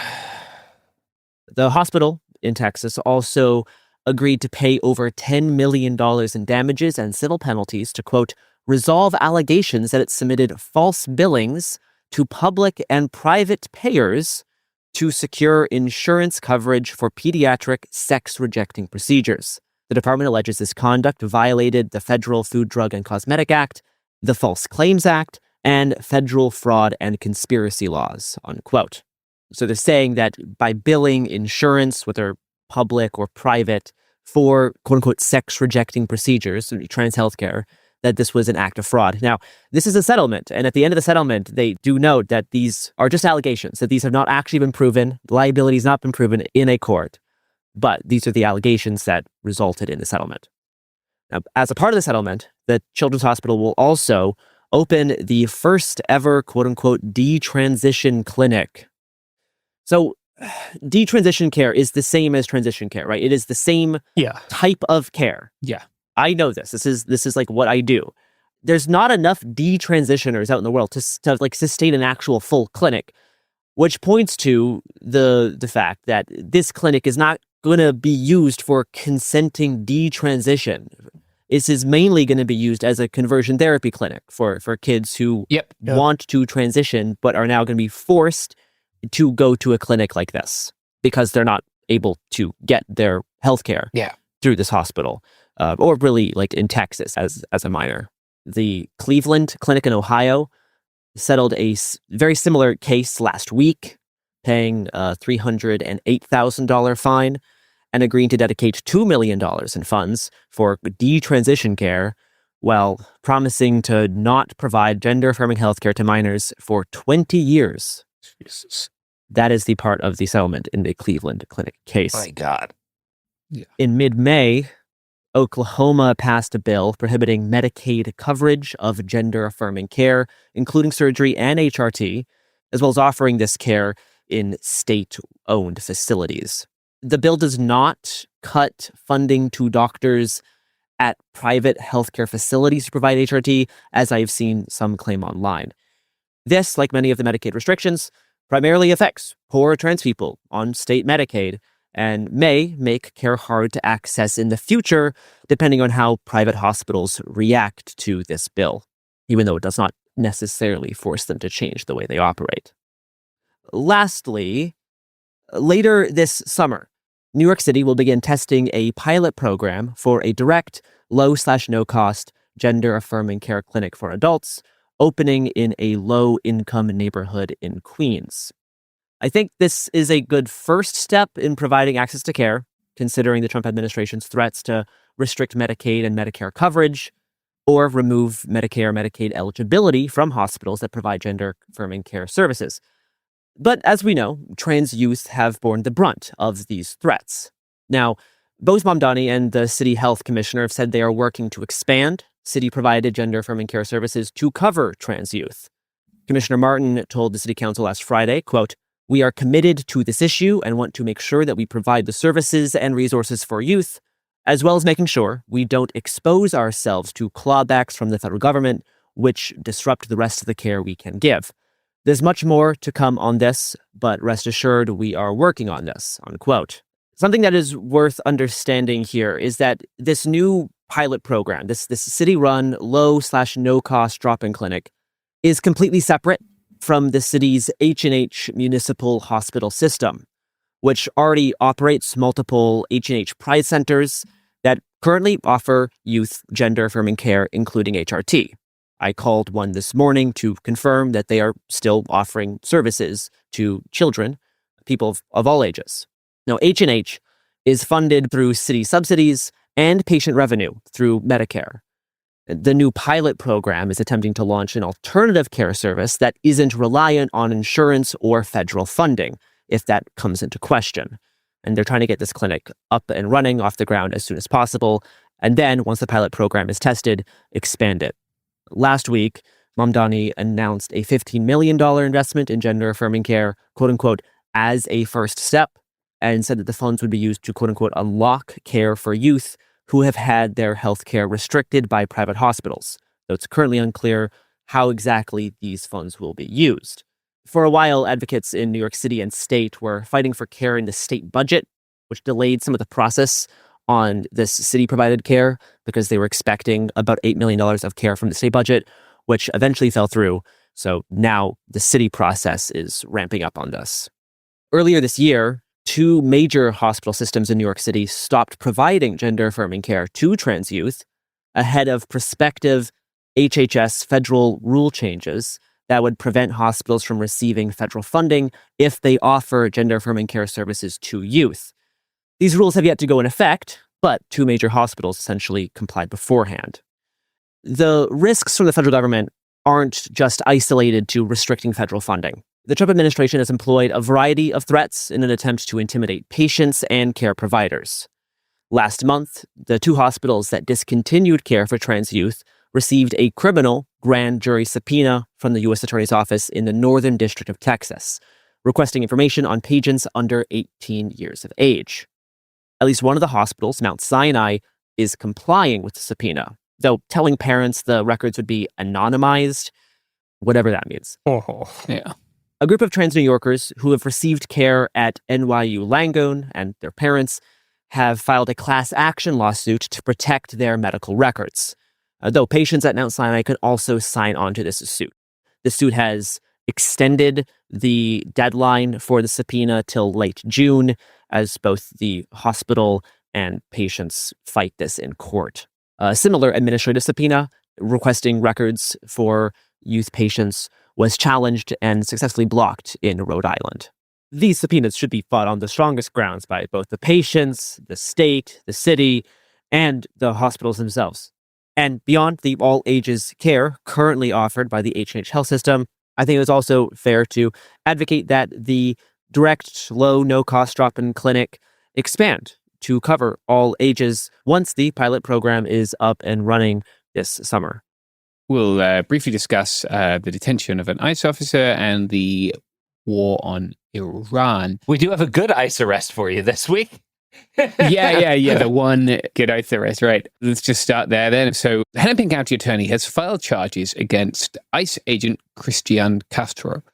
Castro was arrested in Texas. He was arrested by Texas Rangers with the Minnesota Bureau of Criminal Apprehension Investigators and DHS Security Office of the Inspector General staff at the scene, according to a statement by the Hennepin County Attorney's Office.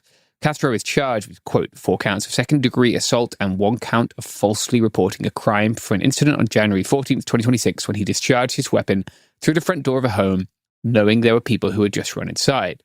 The bullet traveled through the door and struck one victim in the leg before making its final impact in the wall of a child's room.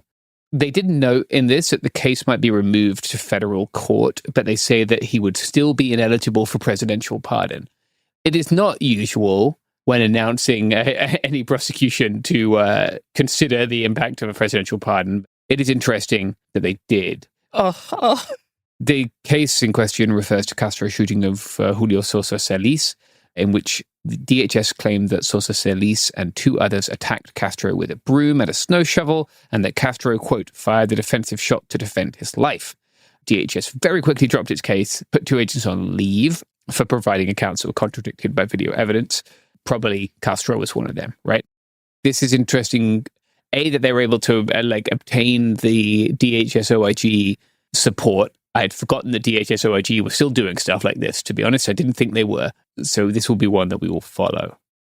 That only leaves us with Iran, where this week a United States Apache helicopter was... people have been using shot down. I'm not sure if it was shot. It was taken down reportedly by an Iranian drone and reportedly by a collision with that drone. It's possible that this happened accidentally, but given other things we've seen, right, with in Ukraine, for example, it is possible to take down a helicopter with an FPV drone. That would be my guess as to what happened here. Its crew were then rescued from the Strait of Hormuz by another drone, an uncrewed surface vessel. The US only bought these online in March of this year. So this is the first time that we're aware of that they were using this capacity, right? So this is like a boat drone, an uncrewed surface vessel, and it didn't scoop them up. They got on it, it collected them, and then it took them to a second location where a helicopter was able to lift them up. As a direct result, and according to CENTCOM, at the direct order of the president, the US then began self-defense, I'm quoting here, right, quote unquote, self-defense strikes against Iran. They claim these strikes were a quote-unquote warning shot and will not impact negotiations. But as we record this on Wednesday afternoon, they have just announced another series of strikes. This all comes after Israel and Iran exchanged missile salvos when Iran responded to Israeli bombing in Beirut. And the Houthis have also claimed a missile attack on Israel and have said that they would begin targeting Israeli shipping again. We are already teetering on the edge of this becoming a massive international conflict in a region again. I mean, it is a massive international conflict, right? But returning to these full-scale conflict that we saw until the ceasefire, which has been repeatedly violated, but nonetheless has reduced the amount of bombing that's happening. Israel also bombed Palestine this week. Among the people killed was an 8-year-old boy named Jad Soleiman in northern Gaza, which is tragic. Yeah, we'll keep reporting on this. Like, I've tried really hard not to make our coverage of especially what's happening on Iran Twitter review, because real people are killing and real people are dying, and like it's focusing on the stupid shit that the president said or that Netanyahu said on Twitter, like isn't, or Truth Social converted to Twitter or whatever. Like, that's not really what's at stake here. Like, what's at stake is people's lives, and so I want to kind of avoid doing the back and forth social media review. But yeah, that's what I got this week. Cool. Oh, breaking news. As we go to press here, the Berlin Zoo has announced the name of its newborn pygmy hippopotamus. And I thought Hitler was a mistake. I'm going to be honest with you guys. I don't think that's an appropriate name for them to use. A little Hitler. A little Hitler. Right. I'll drop a link in the chat so you all can appreciate it. It's like a new Mudang just dropped moment. They are calling it Brötchen. I don't speak German. Sure. Okay, guys. That's marketable. Atrocious. Sure. Brötchen. Yeah. Great. Brötchen. Good work, guys. That sounds like a candy children aren't legally allowed to eat in my country. Yeah. Another dub for German marketing. It means bread roll, I guess. It is a very cute hippopotamus. That's a pretty cute name. Bread roll would be a cute name for, Yeah. Well, I guess if you're German, it's a cute name. Yeah. Hit us up, German language listeners. Does it seem cute to you? No, don't, because you'll just get angry at us for not understanding your strange language. In my defense, you live outside of America, the only other country in the world, right? Yeah, I think that's it. Yeah. I'm just going to ignore the Iran reporting that you just did. Yeah, we just did. Yeah, we'll not mention that. Email us at coolzonetips@proton.me. Some of you marketing fuckers are still trying. Remarkable. I'm pretty sure it's one person who just creates new aliases, but I'm playing whack-a-mole over there in the block list. Okay. Yeah, I will read your name out if you keep doing it. All right. Well, I think that's going to be it for all of us here at It Could Happen Here. That's the it in It Could Happen Here is us doing it. Mm-hmm. Podcast. Goodbye. Put a transcroll on your couch. We reported the news. We reported the news.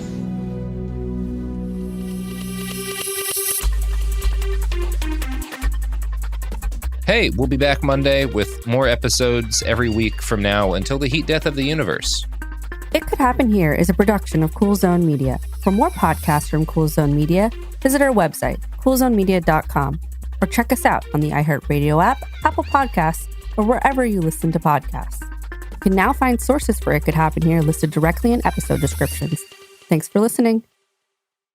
You're listening to a podcast, so you're doing something else too, like maybe scrolling home listings on Redfin, saving places you like without thinking you'll get them. Because that's what house hunting has become. But Redfin isn't built for endless browsing. It's built to help you find and own a home. Redfin agents close twice as many deals as other agents, which means when you find a place you love, you've got a real shot at getting it. Redfin helps turn saved listings into real addresses. Get started at redfin.com. Own the dream. Hi, it's Karen and Georgia from My Favorite Murder. We cruised around LA in the Hyundai Ioniq 5 and dove into the fascinating life of actress and inventor Hedy Lamarr. Want the full story? Take a listen. She starts dating Howard Hughes. And in fact, she helps him design a faster plane. So she finds the fastest bird and the fastest fish and sketches out a drawing of what the two would look like as a plane. And that becomes the plane that we know today. And he calls her a genius. Check out our new episode spotlighting groundbreaking innovators like Hedy Lamarr and Billie Jean King. Presented by the Hyundai Ioniq 5. Goodbye. This is Ashley Canetti from the Ben and Ashley I Almost Famous podcast. You know what's become a literal nightmare lately? International travel. Why sit on a plane for 14 hours to get to Lake Como when you could be having the time of your life at Caesars Republic in beautiful Lake Tahoe? Caesars Republic Lake Tahoe has it all. Incredible dining, amazing entertainment, gaming, fun on the lake, and more. And it's right in your backyard. Caesars Republic Lake Tahoe. Book today. A burst pipe, a dead water heater, the AC calling it quits. Who do you call?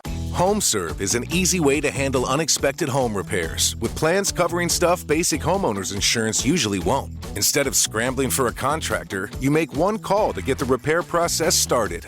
Join the millions of customers who trust HomeServe right now. Go to homeserve.com/podcast for 50% less your first year. That's homeserve.com/podcast. Savings compared to renewal price. Void in Florida. This is an iHeart podcast.